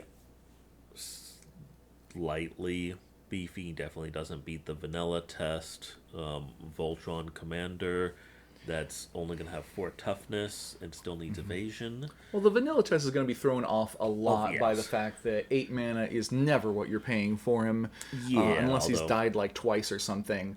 Although that's another thing that people don't talk about that often is that affinity for artifacts can help pay for commander tax. Which is nice. So my guess is that this guy is often coming out on turn 4, in that you've got turn 1 to drop your nearly free things, turn 2 and 3 to drop some standard mana rocks, and then turn 4 this guy's coming out. Maybe even with like a mana or 2 to spare for an equipment or something. I guess my fear there is that you needed 4 artifacts, and to draw them, that's what 12-ish per, and Well, considering that Krang enters and draws you cards if your hand is low, then That's my thinking is you 48. actually would want to pack your deck with as many cheap artifacts as possible, because at least 48. casting him on an empty hand is kind of good. There's 12 other cards, for each card you had in your opening hand, you needed 12 to draw that reliably-ish. Okay. That means you had 48 of those in your deck. Artifacts in your deck that costs like 1 or 0 mana? Yeah. And then 40 lands, and There's at least 4 artifact lands that you could play in this deck. then you have 11 cards left in the deck for protection and evasion. Well, you would want to have as many of those artifacts being protection and evasion. Actually, wait, evasion. Okay, yeah. So you might be able to make that in a deck, but I could also see someone messing up the percentages and how big the packages are. And then you have a deck that gets everything out and then does nothing, or works well, but you probably won't draw enough cards to get them out on turn 4. You get them out on turn 5 or 6, and then it's okay, but just 2 turns slower, and that is going to be really slow, especially since you then have a whole bunch of mana rocks and equipment and a commander that isn't going to be Voltron killing anyone instantly, and the other artifacts aren't really going to be killing anyone instantly. Maybe there's a combo version of the deck. Mono blue artifacts has wonky stuff you can do. We already talked about some of the flickering things that people can do, and in this case, flickering could draw you up to 4 cards and dodge removal at the same time. Yep. So honestly, I think that there might be enough tools here. I think that it's still a kind of challenging build, and Yeah. I am guessing that your average player, even if you goldfish it some beforehand, you're probably going to start playing games and then find some issues. But I think even in mono blue artifacts, you probably will find that there are solutions out there and can shift your deck to still make it good. I think Yeah. this guy has high potential. There is probably a bracket 4 version of him out there. There's a lot of ones that are almost that deck that are just not functional, though. And so, yeah, and you might be able to make a fairer, reliable 2 or 3 out of him. But I think it'd be really easy to make a deck that just doesn't work 3 out of 4 games, and then pub stomps the one time it does actually draw what it needed. That is possible. This is, yeah, it's kind of like a house of cards in a way, in that you do have to build a very, like, a very specific kind of deck, where it could kind of fall apart. But I don't know. I think it could be. The potential seems very high, honestly. Yep, no, yeah, there's probably is a flicker loop you can make with it too that lets Yeah. you draw your whole library. If you have, granted, drawing a new flicker spell in 4 cards is a little tight, Displacer especially Kitten mono blue, but yeah, goes infinite with a whole the lot of things. What's a the little old? hard to tutor for it in mono blue, but Yeah, I mean, but you do you have a? Oh yeah, isn't there no blue transmute spelled out at 4 mana? I don't believe so. Yeah, but there's also the old ferryman, whatever his name was, who we used to see a ton and haven't seen that much these days. Yeah, The just six pump mana mana, into and then it. you can pay like 2 to blink a creature. Thought it was 3, but yeah, the I haven't seen that guy in a while. He I'm used not to be sure if considered for the ban list, but I'm not sure if you'd be making 3 mana each time you blink him, with just drawing cards. But yeah, there are loops for him. I'm not sure if there's easy to find and reliable ones to make a good combo deck out of it, but okay. possible. Well, well, let's move on now. Because obviously there's a lot to get through here. So we've got Krang and Shredder, 4 and 2 blue-black hybrid for a legendary creature Utram Human Ninja. They're a 6 mana 6/7, so passing the vanilla test. And whenever they enter or attack, each opponent exiles cards from the top of their library until they exile a non-land card. Then they have Disappear. At the beginning of your end step, if a permanent left the battlefield under your control this turn, you may cast a card exiled with Kang and Shredder without paying its mana cost. There's a lot of things I like about this. Yeah, I really don't like relying on your opponent's deck to do your thing. Just not that I don't trust my opponents to build good decks, but I don't trust my opponents to build good decks, or at least the decks that synergize with my deck. And also, I don't like staples. Therefore, they're either going to have niche cards or staples, and I lose either way. That said, powerful. Atali, great. This lets you do similar. Yeah. You can abuse Blink, you can abuse the black return to the battlefield stuff. And even if you're not even if you're not looping this to completely mill them out and win the game that way, you can still get a bunch of value, play all of their mana rocks. Does it let you play their lands? No, it says you may cast a card. But But since you don't have to pay the mana cost, you don't have to worry about color fixing. yep. So yeah, whatever big bombs they have, you can do, and it's pseudo card draw, pseudo mana. Those are 2 of the 3 things you really want in a commander deck, and it has the potential to have the win con in there too. Yeah. If you have a way to loop him entering. Mm-hmm. Or infinite combat. Probably not in those colors, Yeah. but And 6/7 is a big body, even for 6 mana, so you can pretty reliably attack to trigger him repeatedly throughout the game. You probably don't need to waste a whole lot of things on like evasion or even protection, considering that he, you probably want a well, little blink or the return to the yeah. battlefield, and that's enough to protect him in combat defensively. Although one important thing is that since it doesn't put like a counter on the cards that he exiles, if Krang and Shredder leave the He battlefield, then loses they access. lose memory of what cards were exiled by it. So you do want to have your permanents leave the battlefield in order to trigger disappear, but you don't want Krang and Shredder to be them, or else they'll forget what they stole. Yeah. So, If you're winning the game with deleting their library, you don't care. But yeah, if you want to play the stuff until then yeah, you don't really want to blink the commander. Getting the hoops so that you have a permanent that leaves every turn will be a little bit of a hassle. yeah. But that's something black can do pretty Honestly, reliably. it seems like you could devote a significant portion of the deck to ways of making one of your permanents leave. That could be anything from cracking a fetch land, which of course you'll be playing a few of those, I expect. It could be bouncing one of your creatures. It could be sacrificing one of your creatures. It could be exiling one of your own cards, even temporarily.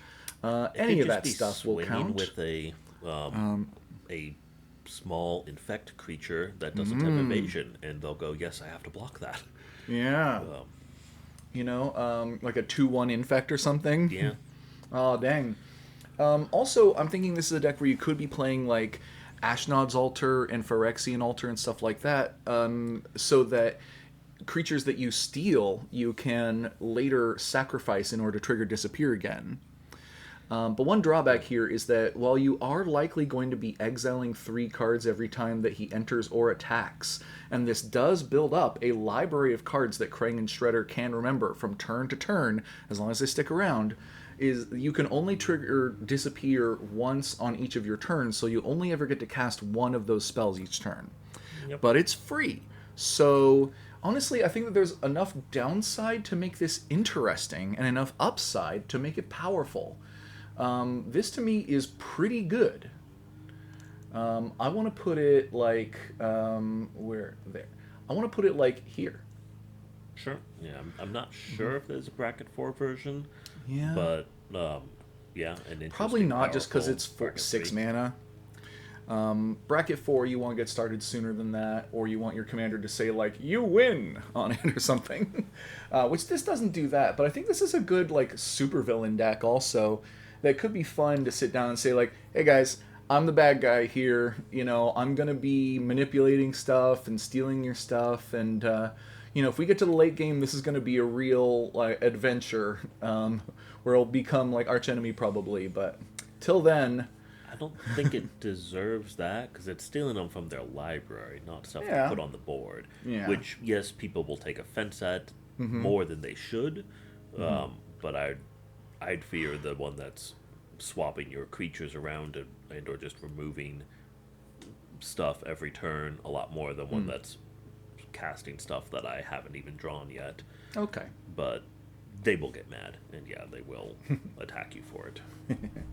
Well, now we go to I mean, this guy just on the face of it is very intimidating.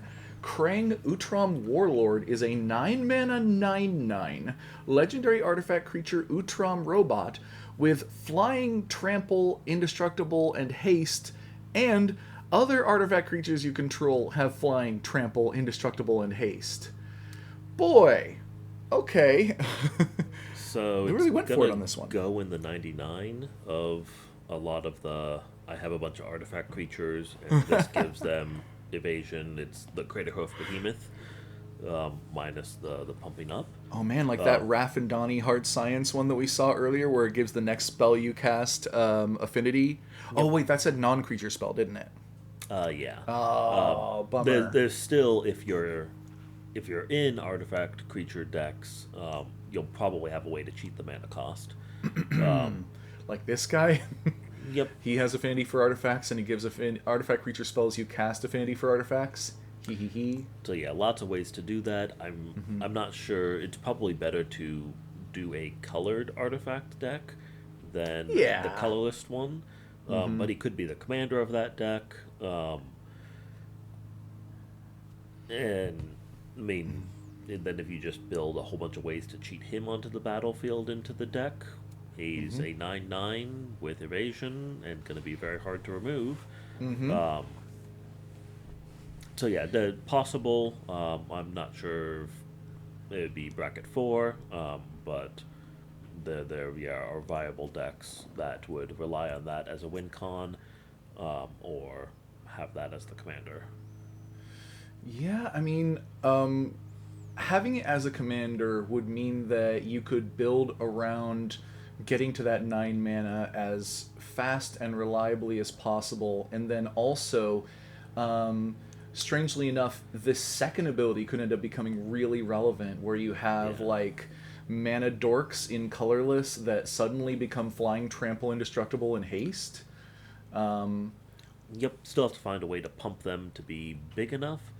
this is the guy I'm But thinking of. yeah, So Palladium Mirror, I think, would be a great one in the deck, because if he comes out before Krang, then he ramps you significantly, and if he comes out after Krang, he's got haste and indestructible and flying, and maybe you can do something with that. I don't know.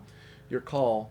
But it also reminds me a lot of a commander deck that I took apart not too long ago, where the commander was Graz, an 8 mana 7/5 that's a Juggernaut, and Juggernauts you control attack each combat if able. Juggernauts you control can't be blocked by walls, and all of your other creatures become 5/3 Juggernauts. So in that deck, I also played lots of Mana Dorks in colorless, so that I could ramp up to 8 as fast as possible, and then my Mana Dorks turned into 5/3s. yep. And then that gives them everything else they need to alpha swing and delete people. So in this case, the problem is it gives them a lot of useful abilities, but doesn't give them size. Graz gave them size, but not useful abilities.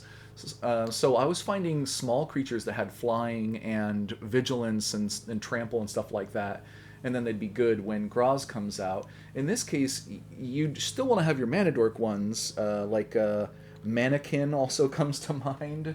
Yep. I think that's the name. Yeah, like this little dude. Hang glider guy, I think, is Hang Glider Guide.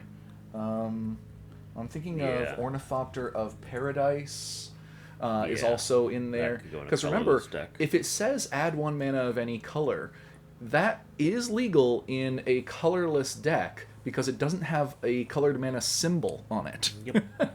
So little and way back in the day there was a rule that said that you can't produce mana outside of your colors. But that changed a long time ago. You can 100% do that. So you can tap this for black and then spend it to cast Krang even if Krang's your commander. Not a problem. Oh, and I think the single most powerful card in a deck like this was it was the like Forbidden Monument, I think is the name of the card. No, okay. It was like an Eldrazi Monument kind of thing, but not literally Eldrazi Monument. Where is it? Not forgot. Forsaken Monument. This was the strongest card in the deck, in my opinion, because it is an artifact. It only costs colorless. Gives your colorless creatures a buff. Whenever you tap any permanent for colorless, you add more. When you cast a colorless spell, you gain 2 life. Because odds are by the time that you get to Krang, you've been hit some. Yeah. And you may continue to be hit some. So just getting free bonus life, double mana, and your creatures are bigger is so good. Means you have to buy a whole bunch of wastes, but Oh yeah, doable. play a bunch of wastes. Although, in my colorless deck, I played like 3 or 4 wastes, and then I played a whole lot of non-basic lands.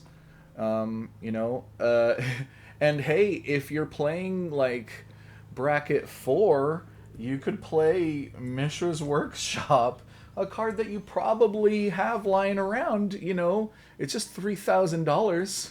Tap, add 3 mana, spend it only to cast artifact spells. It's legal in Commander. It's a game changer, but oh geez. Hey, I mean, if you're playing with proxies, and I was, I printed this and I told people I presented it as a bracket 4 deck. And an 8 mana commander in bracket 4 was a little hard to swing, but once I got it out, it was nuts. So this is going to be similar, except it's even bigger and has evasion and indestructible built into it. So I think this has potential. Yep. Am I excited? You know, honestly, this is another one that I would put all the way up in excited if I didn't have that Graz deck that feels so similar that I just took apart, in part because I was struggling to find games where I found it to be fair. It was too strong for bracket 2 or 3, and it was too weak for 4 or 5. Because not having colored spells means that your like instants and stuff are severely limited. You've got like 3 removal spells and they cost a bajillion mana. Yeah, no, it's one of the ones you probably intentionally power down the deck to a lower bracket so that it's fair there, and you could have more games that are fun with it. Yeah, maybe aim for bracket 3 and leave out the Mishra's Workshops.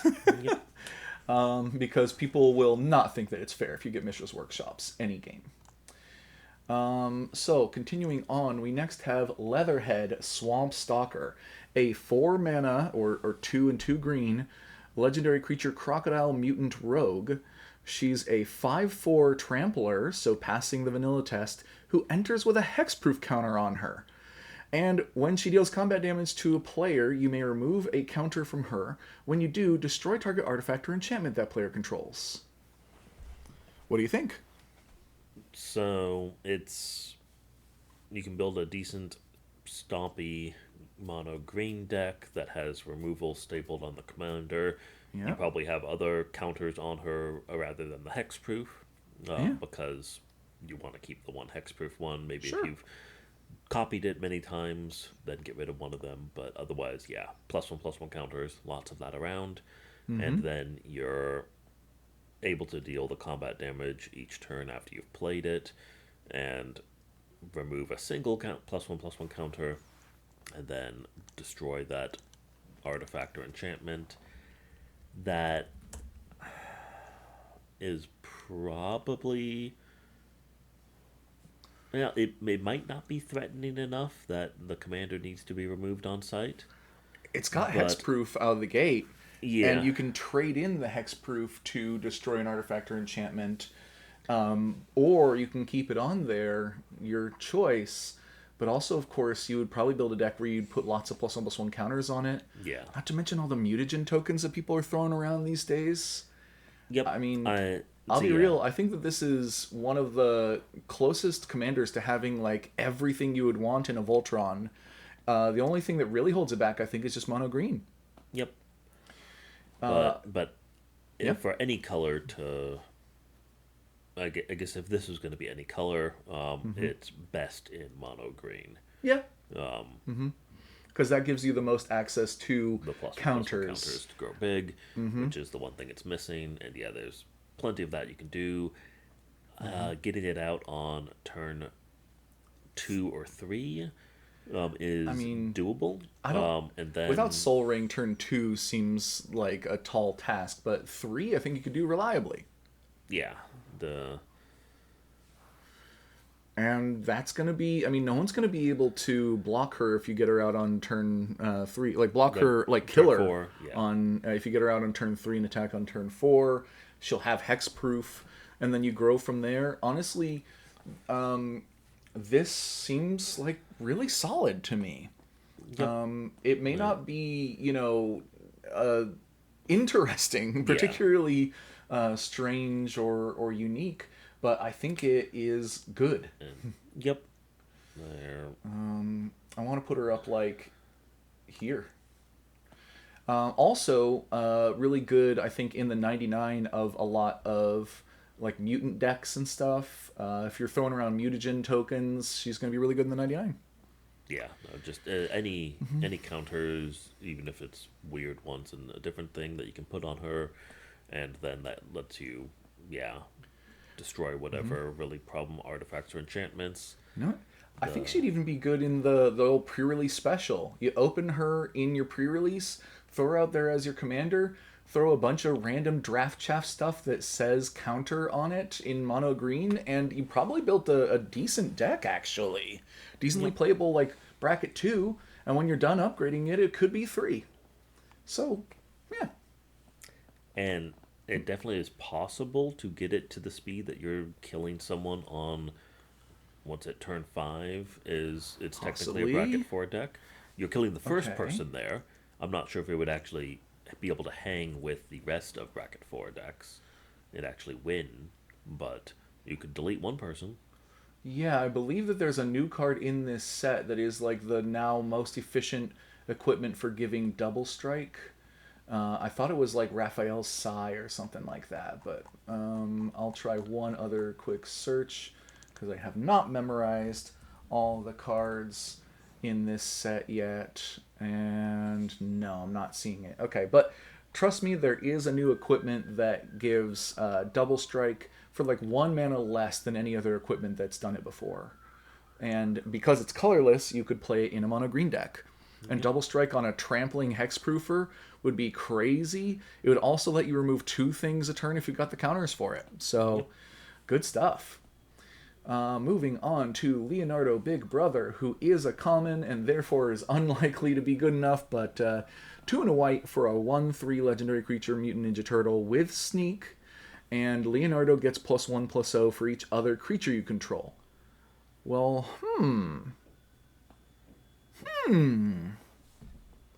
I mean, better than the other commons. And, I mean, mono yeah. white can go wide. You still need evasion somehow to actually connect with him.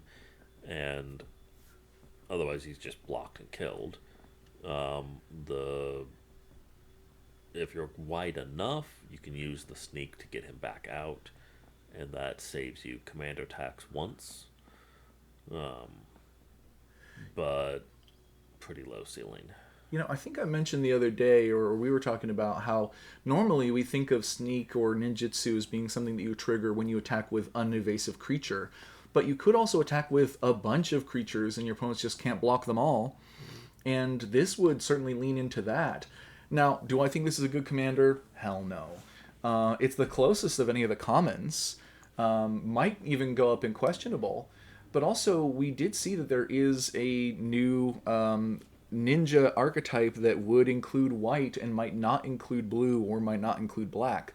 And Leonardo does seem like it would be decent in the 99 of a ninja deck that is missing one of its main colors. Yeah. That said, I think I'm going to put him here. Well, you know what? Okay, no. As a commander, I think he's maybe worse than questionable. I think he's like a choice. So you know what? Here, better in the 99, because I think that one way or the other, he could have a place in a deck in commander where you'd be like, wow, he's a 5/3 that came out mid combat, and now he's a little bigger and he's synergizing with your ninja stuff in your Dark Leo deck. Okay, yeah, they have death touch. I don't know. Yep. No. So, but he's a common, so we don't expect a whole lot. Now, Leonardo Cutting Edge, this one's a rare, so we expect a little more. This one is a colorless, no, a generic mana and a white for a legendary creature, Mutant Ninja Turtle. He's a 1/1 with Sneak 1 again. This time he's got lifelink, and whenever you gain life, put a +1/+1 counter on Leonardo. What do you think? So, yeah, has at least one trigger on him each turn, can get him out super quick, so that kind of solves the mana issues in mono white. There's lots of life gain triggers you can have in mono white. Of the just play a creature, gain 1 life. You want more gaining life repeatedly than gaining a large amount of life, and with him Yes. you'll gain a large amount of life. Mm-hmm. But it's also not worse to gain a large amount of life once than just to gain 1 life once. Yeah. So actually, even if Leonardo gets big, it's kind of strange that with lifelink he'll only add one more counter to himself when he gains you life. But there are now a lot of Ajani Pride mates in Yep. Magic. where it gets a +1/+1 counter whenever you gain life. And in mono white, there's a lot of ways of gaining life many times. The famous ones are the Soul Sisters. So it's like Soul's Attendant. Whenever another creature enters the battlefield, you may gain 1 life. And Soul Warden. No, that's close. Soul Warden. Give it a month, check There we go. EDH rec, they'll all be there. Oh, yeah. Give it a week. In fact, it might even be there already because I believe the set is probably out by now, at the time of publishing, perhaps. So the real question here is how it stacks up to other similar commanders. Yeah. And I was actually brainstorming a deck not too long ago with MJ Rising Star. I thought I clicked. Come on. Come on. There we go. She's 3 mana for a 2/3 with the when you gain life, put a counter on her, and Vigilance. And I think I've said in the past that Vigilance is becoming one of my new favorite keywords to have on a Voltron commander, because if you're Voltroning, that means that you're putting a lot of resources into making one creature big, and then it sucks that you put so many resources into this creature that is now tapped, and so you can't block with it. But if it's got Vigilance, then you can block with it, making it useful on all 3 of your opponent's turns too. So, but MJ costs 1 mana more, doesn't have anything like Sneak. Or lifelink on itself. Or lifelink, yeah, she has no way of gaining life by herself. So which is a better commander? I don't know, but unless you're going with a like Mutant Ninja Turtle or Spider-Man specific theme, I think you put either of them in the other's deck. As like kind of backup commanders and like synergy pieces, because I don't think that you want to have either Leo or MJ being the only card in your deck that says when you gain life, do something good. I think that you want a bunch of those. I'm fine with going with protection rather than other big creatures that don't do commander damage. But yeah, there definitely is an argument for redundancy. I mean, well, so strangely, I think I would probably still rather play MJ because that Vigilance to me is more valuable than the lifelink. But that Sneak is tempting because it does mean that you could potentially get this onto the battlefield on turn 2, attacking with lifelink and getting a counter on itself on turn 2 after swapping out like a Healer's Hawk would be a great example. Healer's Hawk, 1 mana, 1/1 flying lifelink. Yep. Perfect card to do on turn 1. Turn 2, sneak out Leonardo, hit, make him a 2/2, and recast the Healer's Hawk. And then you're off to the races. And you just have a deck that's full of triggers that gain you 1 life at a time. And now that may sound boring to some people, but honestly, life gain can be pretty pathetic of an effect to get in small bits. If you have either only a couple cards that do it for like gaining you a little life here or there, or if in Commander nowadays, it's pretty easy to go over the top of the individual life gain.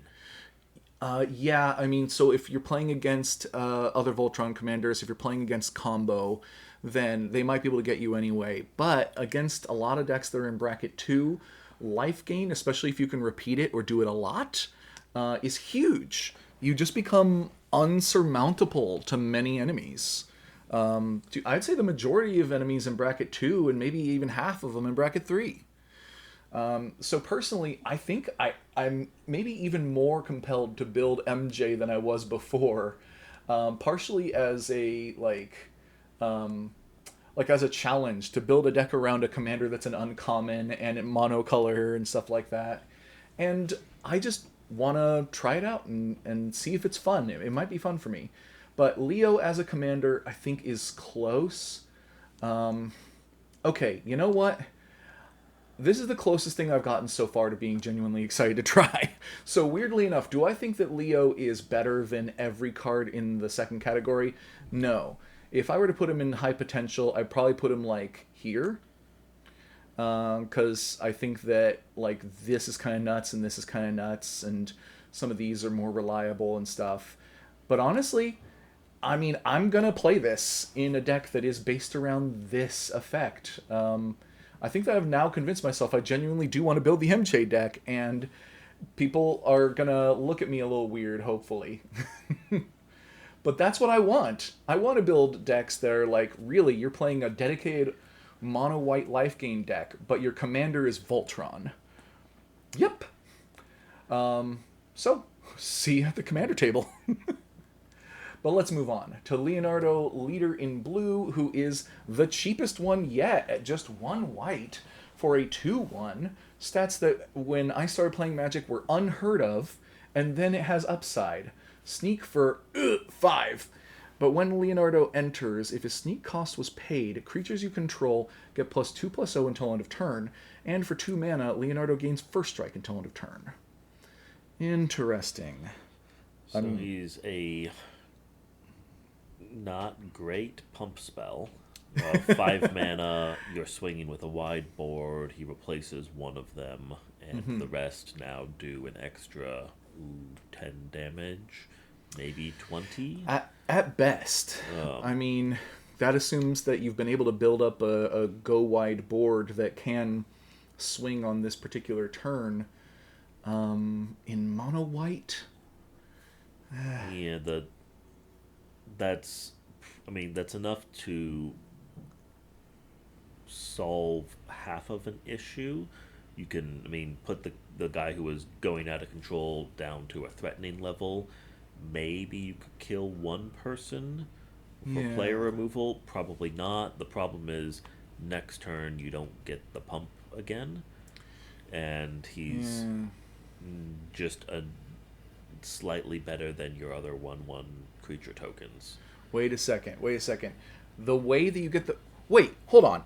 We've been talking about Blink decks this whole time, and I just realized Sneak is kind of a way of doing Blink, in that if you attack with your creature, you can sneak it out of the battlefield and replay it. So actually, there's a lot of cards that if they synergize with Sneak, might be able to be flickered kind of in a little more awkward way. They have to have a good ETB effect and have evasion. Yeah, and this guy doesn't have evasion, although you can give him first strike. Although you almost want him to die so that you can sneak him in again. Okay, here's where I think this guy is the only place where he's only really viable, is if you're doing that black-white ninjas deck, it's late in the game, and then you surprise him, not out of the command zone, but out of your hand. You swing wide with like 7 ninjas, and then you turn into lethal after they block one of them. You bounce a different one or something. And now +2/+0 spread out as a finisher in like white decks is okay. So I think maybe the white ninja deck, he could be okay. So I'm thinking the bottom of better in the 99. Sure. First strike as evasion is okay as long as you never have to pay it. And he's only got 2 power, but once again, I'm hoping, don't make him your commander. Okay, he's not going to carry his weight, but he might carry his weight in a deck where you're playing a whole bunch of go wide ninja stuff.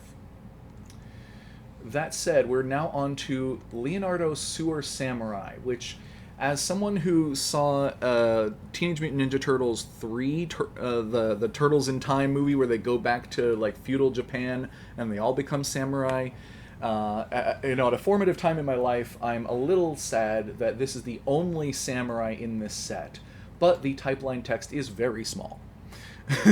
I also have a samurai deck, so I guarantee you he's going in the 99. But 3 and a white for a legendary creature Mutant Ninja Turtle Samurai with sneak for 2 and double white.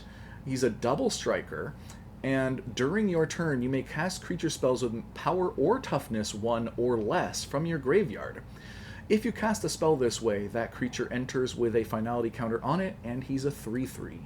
So during your turn. That doesn't say once per turn. No, you No. can cast them all. The only limit is you have to get rid of the finality counter if you want to loop the creatures. But there are ways to do that. I'm not sure if you could make a mono white aristocrats deck that can do that reliably. But possible. You can throw it into a blink deck as a way to, if any of your blink creatures with ETB effects died, you can get them back, and then you blink them again and get rid of the finality counters. Yeah. And so he'll pull his weight or Okay. more in those decks. I'm remembering a card that people used to talk about more as like a secret tech kind of thing, but I never played it, so I'm struggling to remember the name. I think I'll know it when I see it. Oh, I think it's this. Yeah, this is a white sack outlet where if you really need to have creatures like die as a cost for, at no real cost, then this can do it. So you could have a creature with one or less power or toughness die, like an ornithopter or something. You could sacrifice it and then bring it back with Leonardo repeatedly. This could be part of a loop. Yep. Although, of course, you could also be playing Phyrexian Altar, which would probably be way better. But then you're right. You would need to have some way of getting that finality counter off of it. Otherwise, it wouldn't loop. But I believe Blink does that. Yes. Regenerate, I don't think would. But yeah, because finality counters only trigger if they would die. So if they would leave the battlefield from any other reason, like getting sneaked out. Yep. Because remember, that Ornithopter that I just mentioned is a 0 power flyer. So you could attack with the Ornithopter, sneak Leonardo in, replay the Ornithopter, sacrifice it to something, replay the Ornithopter, sneak it out, replay the Ornithopter. You're having a good time replaying that Ornithopter. Yep. Yeah, if you have... I mean, there's a bunch of low power toughness creatures in mono white, and if any of them have draw a card or some other fun effect, then yeah, you can also do good that way. I'm thinking, are there any that have like an enter trigger? Some of the airbending stuff. Oh yeah, some of the airbending stuff. Let's sort by how about power and start with the lowest. Okay, so oh, I'm thinking of that Charming Prince. Does he work? Or is Charming Prince a 2/2? I think Charming Prince might be a 2/2. Either way, like Fairgrounds Warden might do it. No, and a creature an opponent controls. Felidar Guardian is known for being a combo piece in a lot of things. Fiend Hunter could be a combo piece in this regard, or permanent removal if you respond to the enter trigger by triggering the leaves trigger. That's kind of an old school trick, by the way, that if this trigger is still on the stack, and then you have Fiend Hunter leave the battlefield, then this trigger will go on the stack on top of it. This resolves first, returning nothing, then this resolves, exiling the creature, and it stays exiled permanently. Yep. So there are a lot of ways of like comboing with this, in addition to just putting him in the 99 to a Samurai deck or that White Ninja deck. Or Blink decks. Yeah. Like So, the Dawn and Leo deck. Could He's go pretty in good a lot there. of places. Honestly, And you have reasonably high potential. there. Sure. Because even though if I get this card, he's 100% going in my existing Samurai deck, I also would be pretty hyped to just play him as a commander and do some interesting, like, white loops of creatures exiling and dying and coming back and all sorts of stuff like that. Who knows? So then we go on to Lita, Little Orphan Amphibian, who is 1 and a white for a 2/1 legendary creature mutant ninja turtle. She has Alliance I honestly, I love that they keep bringing back reminder keywords from old sets whenever they want to use that same kind of text. I just want them to use it for other abilities too. Um, so Alliance, it's nice to see here. Whenever another creature you control enters, choose one that hasn't been chosen this turn. Put a +1/+1 counter on Lita, or create a food token, or scry 1. What do you think? So it's not loopable slash the hasn't been chosen this turn makes it fair. Oh, yeah. Um, Mm hmm. and then it's just getting some of that value each turn. None of that is particularly game changing. Yeah. One extra scry, underwhelming. Mm One extra +1/+1 counter, kind of underwhelming, hmm. Mm but probably the best of the three, and a hmm. single Yeah. food. So it's I Mm hmm. might put it in a +1/+1 counter deck with more colors because I'm just accidentally going to play a bunch of creatures, and then this gets one +1/+1 counter a turn. But even there, it might not make the cut. Probably Mm hmm. wouldn't. And as a commander, probably not a very good deck. Okay, so this card says whenever another creature you control enters. And I would say first thing is if your deck doesn't have another creature you control entering at least every turn, Yeah. then it's not worth playing. So you want to be having creatures entering all the time. But if you have more than 3 enter, it does literal nothing with this, and if you have more than 1 enter, you might not get the thing that you want the most to happen again. Yeah, So you get the having some flash creatures is good, having some flicker so you can do it on opponent's turns. And then the payoff is Lita gets big, but with no real payoff for being big, like, no yeah. trample or anything like that, no flying. Making a bunch of foods, which you have to pay mana in order to turn them into life. Neither of those things are very efficient. Or Scry 1, which is just kind of okay for finding cards that you need. So I think that as a commander, there's kind of no reason to build an alliance deck with this as the commander. Yeah. In the 99, if you're already building an alliance deck, it's still pretty questionable because you would need to be building a deck where these effects would be useful to you. And odds are they aren't. Yeah. More I likely, you're building a deck where one of those three is the thing the whole deck is built around, Yeah. and this is the 14th best one of those, and maybe it makes the cut then. Yeah, I mean, I'm thinking like there's those Lord of the Rings like Hobbit food decks that won't be making foods all the time, and then like maybe Sam and Frodo kind of thing. Yeah. To me, I'm thinking that this is another card that goes kind of towards the bottom of better in the 99. I think that Leonardo is another one that's genuinely questionable, but at least creatures entering the battlefield repeatedly is Easy hoop to a jump through. deck that exists. Yep. It's just, do you care about those effects? Maybe, but probably silly to play it as your commander. Yep. Next, we have Lord Dreg Insect Invader. Honestly, I was so happy to find an insect in this set because my insect deck has become one of my favorite decks lately. It's just weird enough, but yeah. In any case, 3 into black for a legendary creature Insect Warrior with flying. They're a 3/2 with Disappear. So at the beginning of your end step, if a permanent left the battlefield under your control this turn, create a 1/1 black Insect Warrior creature token with flying. And for 3 and a green and sacrifice a token, draw a card. So, once again, rules wise, if this is your commander, you have built a black and green deck, and you can't put it in the 99 of a deck unless it is both black and green. But, how good do you think it is? Uh, could go in the 99 of insect decks. Have not done the research on those.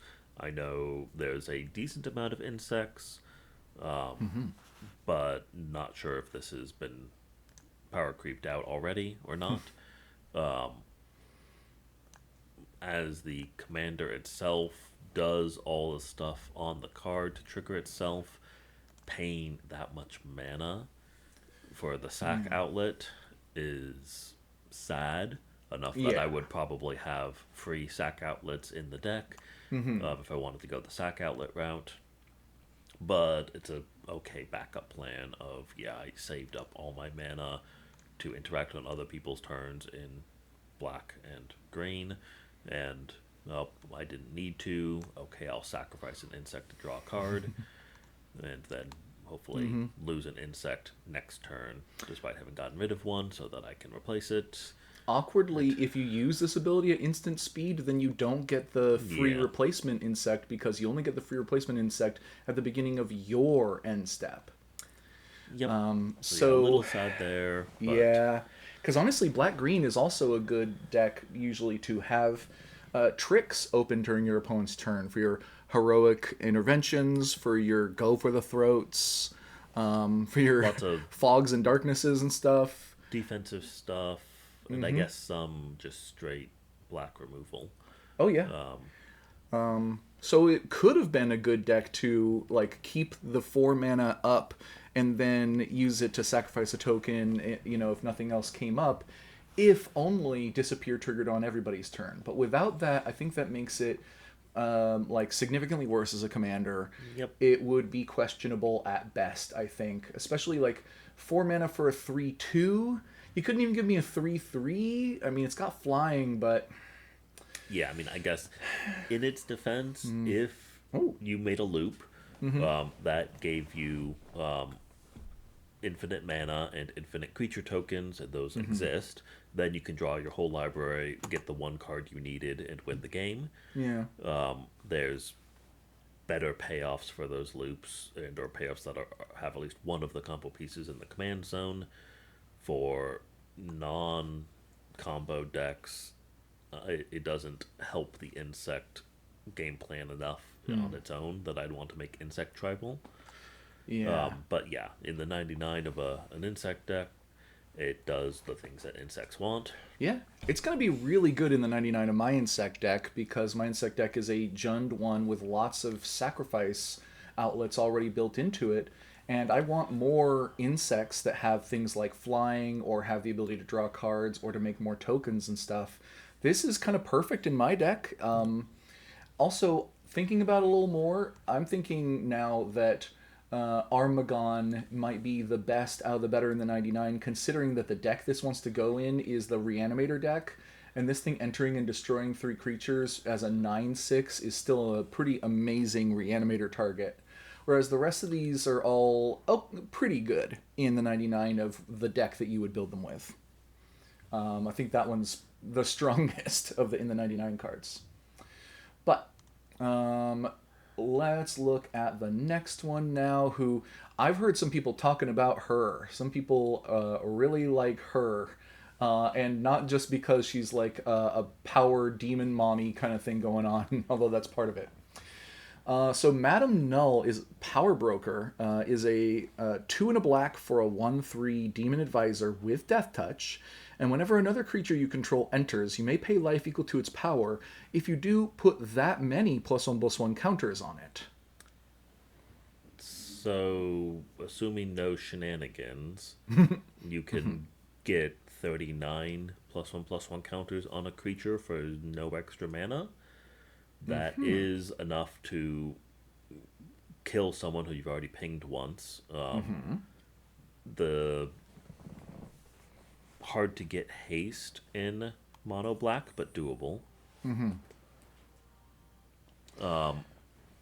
And that is a potentially very scary thing and very powerful. That leaves you with like 1 life, which means you probably don't want to do it very often. But if you really want to attack the person who killed you last game, this deck would let you do that. And then yeah, lots of lifelink in black. A little bit of a gamble of how low do you want to risk going down to 1 and hope no one has a fireball or lightning bolt. I think you don't want to go down to 1. And so then yeah, 10 sure. And so yeah, very very very doable. And then yeah, you'll have a huge creature very easily, and you can get more huge creatures later after the life link is kicked in, and lets you double your life a couple times, or at least get it back to what it was before. Yep. I think this is a good deck for cards like Whip of Erebos, where it gives all of your creatures lifelink, and you can return a creature card from your graveyard to the battlefield with haste. And then it basically has a finality counter on it.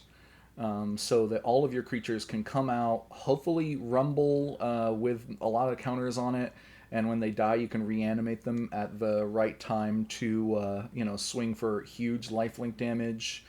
Another one for Gray Merchant, although this one I'd say is way better than the other one we were talking about because the commander actually has a black pip. You're playing mono black. It enters and gains you back the life that you paid to make it a 4/6 pretty easily. In fact, it probably gains you a lot more life than you paid to just have it be bigger for once. Hell, you don't even need Yep. to pay for Gray Merchant to be bigger, but you No. can.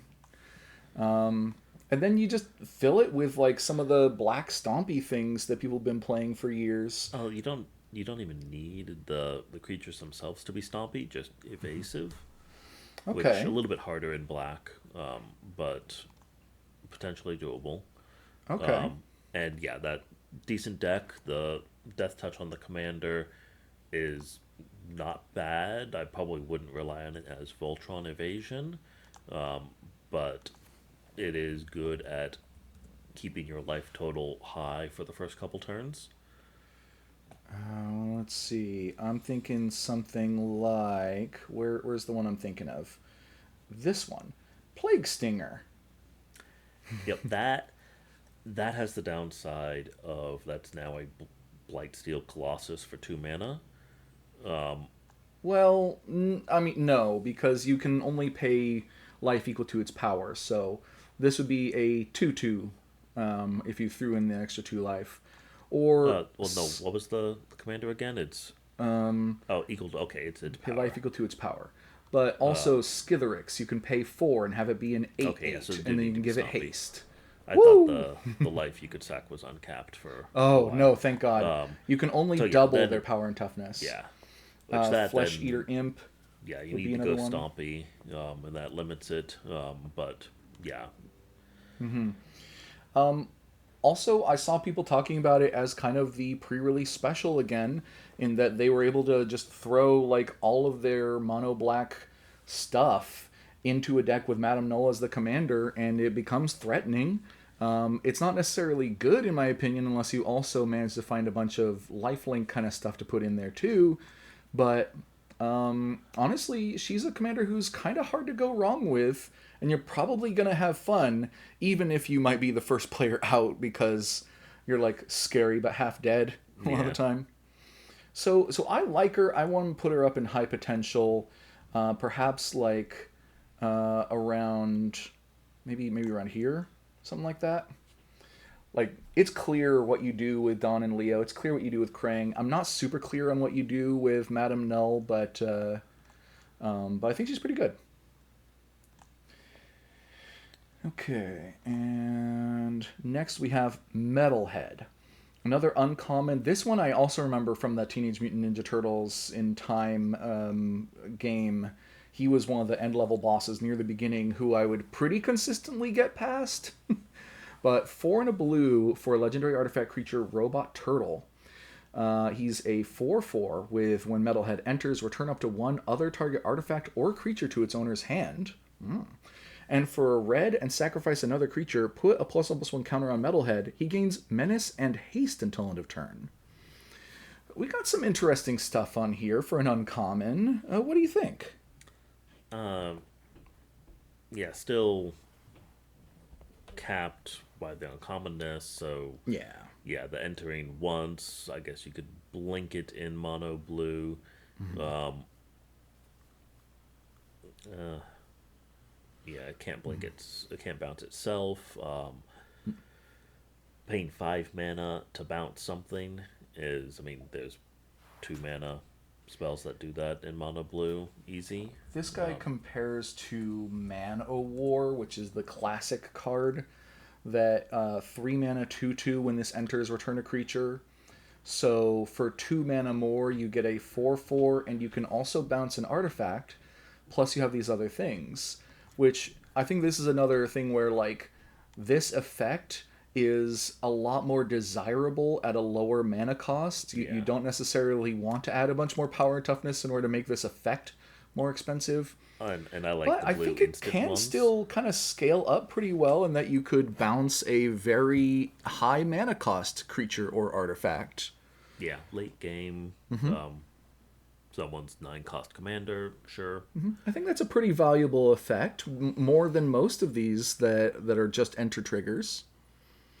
Once again, we got red in the activation cost. So in your draft or sealed pool, you could play this in a mono blue deck. But in commander, he's got to go in red blue, and he is the head of a red blue deck. But sacrificing artifacts for just one red, giving a permanent buff, menace and haste.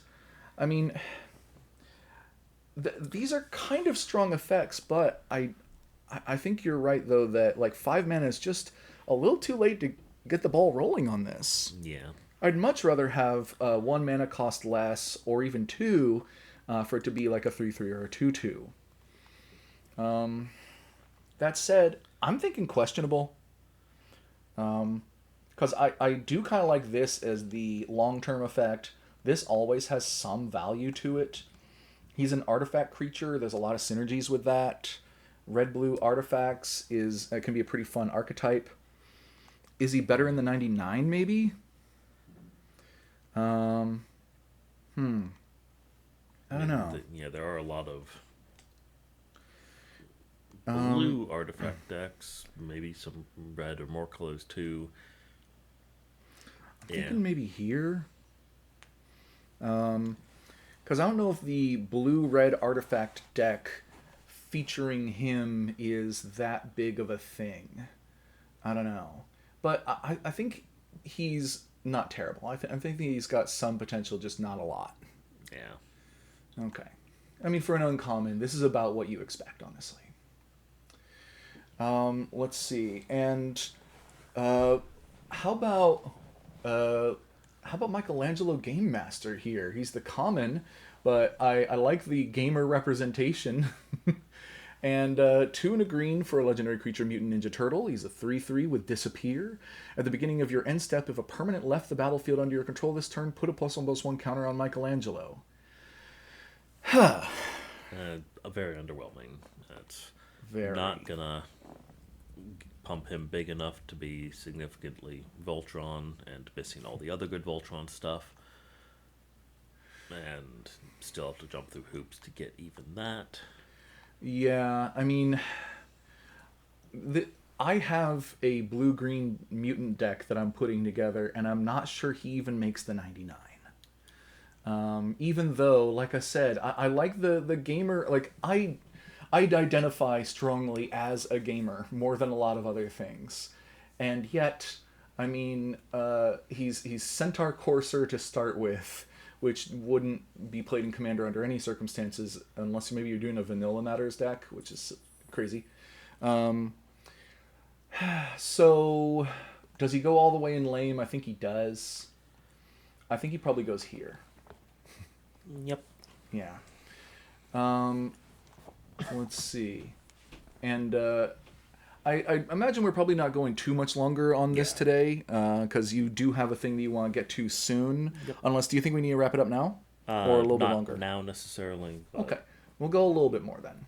another 20 minutes. Because now we get to the mythic rare Michelangelo, so hopefully this is interesting. This is the Improviser, and he's got like what the he's got the Crocodile Lady's Australian hat on. That's what's going on. So for 3 and a green, he's a legendary creature, Mutant Ninja Turtle. He's a 4/4 for 4 with Sneak for 2 and 2 green.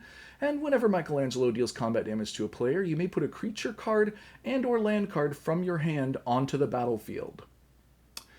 So that is that unassuming block of text seems actually to have high potential. Yep, there are a bunch of very powerful mono green creatures that are just too slow to play in most decks because they cost 8 plus mana. and this has them not cost 8+ mana anymore. Like that ground The chuck guy or the old gnawbone. Yep. Whoa. The I guess the problem is you don't want to cast those without using this ability, and if you've drawn Yeah. two, then you're kind of capped at only getting one out a turn, minus double strike, I guess, which you can get a little bit of in mono green. Yeah, yeah, a little bit. But yeah, it's big stompy, doesn't fix your draw, just fixes mana issues. And I guess you can have a bunch of draw cards based on the power or toughness of your creature that you just cheated out. And that will draw you cards pretty late. But, and then you have to have some way to make him actually connect with the player each turn, which is doable in mono green. Yeah, this is what I'm thinking of. When it enters, you draw a card for each green creature you control. So that could potentially refill your hand if it's like, save it to be the last thing that you drop for free. Yep. But I think the kind of elephant in the room here is you need to deal combat damage to a player. Sneaking out once in green is already tricky enough. Yeah. But hitting them repeatedly in mono green is going to be tricky because usually your best quote unquote evasion is trample. And trample is only 4/4. like halfway evasion. On a 4/4, you're going to be able to hit people sometimes. But it'd be better if you had something like flying, of course. So, I mean, Not a lot of flying in mono green, but no, green is there. probably the worst color at flying. I mean, he could go in the 99 of decks that want to cheat things out, but Yeah, usually you if you're don't. doing like green, blue, green, white, something where you consistently do get out little evasive creatures. I guess he could be a hidden commander in a Oh, Simic deck or something. yeah. Because there's tons of tutor for a green creature. And so you could get him into your hand pretty reliably if you're willing to play 12 tutors, and then you just have the evasion in another color, and blue or something, you get that a ton of, added any extra colors you want, and that could be a decent deck. Yeah, and you probably, I mean, there are certainly a handful of equipment that you can play in mono green that would give your commander flying, and a couple of auras that are pretty good too. I think, is it Canopy Cover that I'm thinking of? It might be. Yeah, enchanted creature can't be blocked except by creatures with flying or reach, and enchanted creature can't be the target of spells or abilities your opponents control. So it's practically flying and hexproof. So that's pretty great, but there's only a couple of cards like this in as green auras, and only a couple more that you can play in a mono green as like an equipment that gives flying. Yeah. And they are bad to double up with, and they're okay to put on the subsequent creatures that come out. So, how good is this? I mean, strangely for being a mythic rare, I don't think this is a slam dunk. It clearly has a pretty big upside to it. I mean, heck, you can drop like, what is it? Nyxborn? Well, I It guess might there's a lot of be Nyxborns. might be too powerful for bracket 2 decks, and okay in bracket 3, and way too slow in bracket 4. Yeah. Okay. Strangely, I kind of want to put them at the top of questionable. Because I think that you've got some hoops to jump through that are a little awkward, and the payoff. Like, when your deck really starts rolling, you'll basically be playing, like, the mono green Stompy deck that we were talking about before, except where your commander isn't a threat by itself, and you need to play some kind of weird support cards. Yep. So I think I'm going to put it at the top of questionable.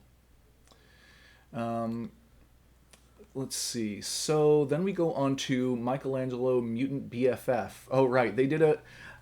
I guess at some point there was like a not teenage Mutant Ninja Turtles, like Mutant Ninja Turtle Kids or something, and there's a few pieces of art from that.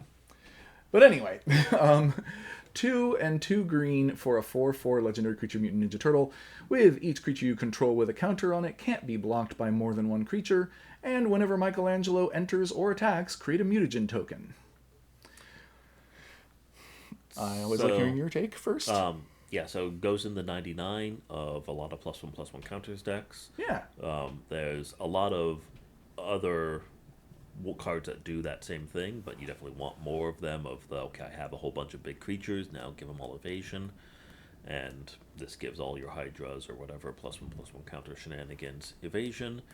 Some of those are cheaper than this, but this has a little bit bigger of a body, and will make at least one +1/+1 counter to make that other thing that didn't get any +1/+1 counters, probably your commander, able to get evasion too.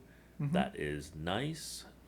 This could go in just Voltron, because it gives your Voltron commander at least one +1/+1 counter, and now it has evasion. It goes in the last Voltron deck we're talking about. There's obviously a lot of synergies for counters in green. And now, there's quite a few mutants in green, so there could be some synergies with that. As Making mutagen the tokens. commander itself, mono green's probably a little too restrictive, but I if you really agree. wanted just the evasive part of Craterhoof Behemoth in the command zone, I'm not sure if there are any other legendary options. I mean, I don't see this comparing to Craterhoof Behemoth It's half. in any form, honestly, because each creature you control with a counter on it can't be blocked by more than one creature. If we're Yeah. counting this as evasion, this seems to me to be maybe the worst form of evasion because it means that you should be getting chump blocked. Yeah. It just means that you can't be like double blocked, but you will often be blocked. However, it is kind of protection in a way that, if you're playing green, your creatures are likely going to be bigger than your opponents on average, and it means that they can't do the double blocking thing that they often need to in order Yeah. to take down your bigger creatures. It can let you predict the combat damage math a lot better, and you can choose stuff where it's either full evasion or it's creature removal at no loss to you. And there is a definite advantage to I have a board wipe in my command zone. That can create a powerful deck, and it still gives your opponent the choice, so they're probably not hating you because they chose to kill their creature and that was to their advantage. Yeah. Oh, synergizes really well with trample. Yep. Also, I like that it's on enter or attack, which means that you're probably getting the one trigger automatically and then another trigger on the next turn. In fact, I actually really like the play pattern of getting out Michelangelo, get one mutagen token, next turn attack with him, and then during combat you can you can sacrifice one or two of the mutagen tokens he made in order to put a counter on himself and a buddy that very turn. So that's a pretty good play pattern, I'd say. So, but I mentioned a number of times my blue-green mutant deck, and this is one of the stronger candidates to go in the 99 of it. The question is, how good is he as a commander? I think he's maybe not good enough. He would be probably like around here for questionable, but I think he's quite good in the 99. Probably around here. Sure. Considering how many +1 or counter decks include green and would love to have these kind of abilities. And of course, a 4-mana 4/4 passes the vanilla test. So love that. Pretty good for an uncommon, honestly, Yeah. and that he fills a role pretty well. The last of the standalone Michelangelos has weirdness to 11 with a blue crusted pizza in his mouth. I have heard people comment that the pizza in this set is disgusting and makes them hate pizza, but to be clear, that is a running joke in the Ninja Turtles franchise that the Turtles love the most disgusting pizza. So at least be aware that it's a running joke that you should not be taking seriously. That said, 2-mana 1/1 when Michelangelo enters, create a mutagen token. And if one or more +1/+1 counters will be put on a creature you control, put that many +1/+1 counters on it instead. So It's not doubling season, but it's what, No. hardened scales? Yeah, I was just about to And pull up hardened hardened scales in the scales. command zone is useful. There are probably more powerful options for +1/+1 counter decks, but this is a different flavor. You get one of the packages in the command zone, Mm-hmm. and that's nice. Um, it's also just a cheap commander and gets at least one um, +1/+1 counter trigger, so two +1/+1 counters. I mean, yeah, if you want to build a +1/+1 counter deck that's different than your other +1/+1 counter decks, take a look at this Mm-hmm. and probably decide to go with a different version just because there's so many options.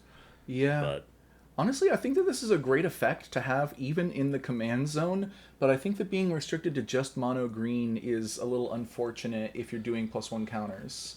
yeah, So, once again, I think that this guy is going to be better in the 99, yeah, but I once again think he's going to be way up there because Hardened Scales is a really good effect to have, and now you can have a handful of different ways of getting it, plus the mutagen token. I think yeah. that's pretty good. Not horrible mana cost, and yeah, it's on a body too. So Yeah. yeah, And you know what? I think that this is probably a good place to call it for today at the end of the sure. Michelangelos. This has been a pretty long video, of course. We're going to need to take a break. But hopefully, let's see. Actually, how far have we gotten now? We still have quite a few left, but we might be able to get this in one more recording if it's like a 2 hour recording or something. But now we have a huge amount of stuff on our list with two cards that are technically I am going to play them in the 99 of decks, but I actually really like them generally.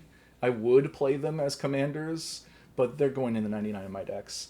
And I found a reason to put something in excited to try, even if it's not traditionally what I mean by it, which is a little disappointing for the TMNT set.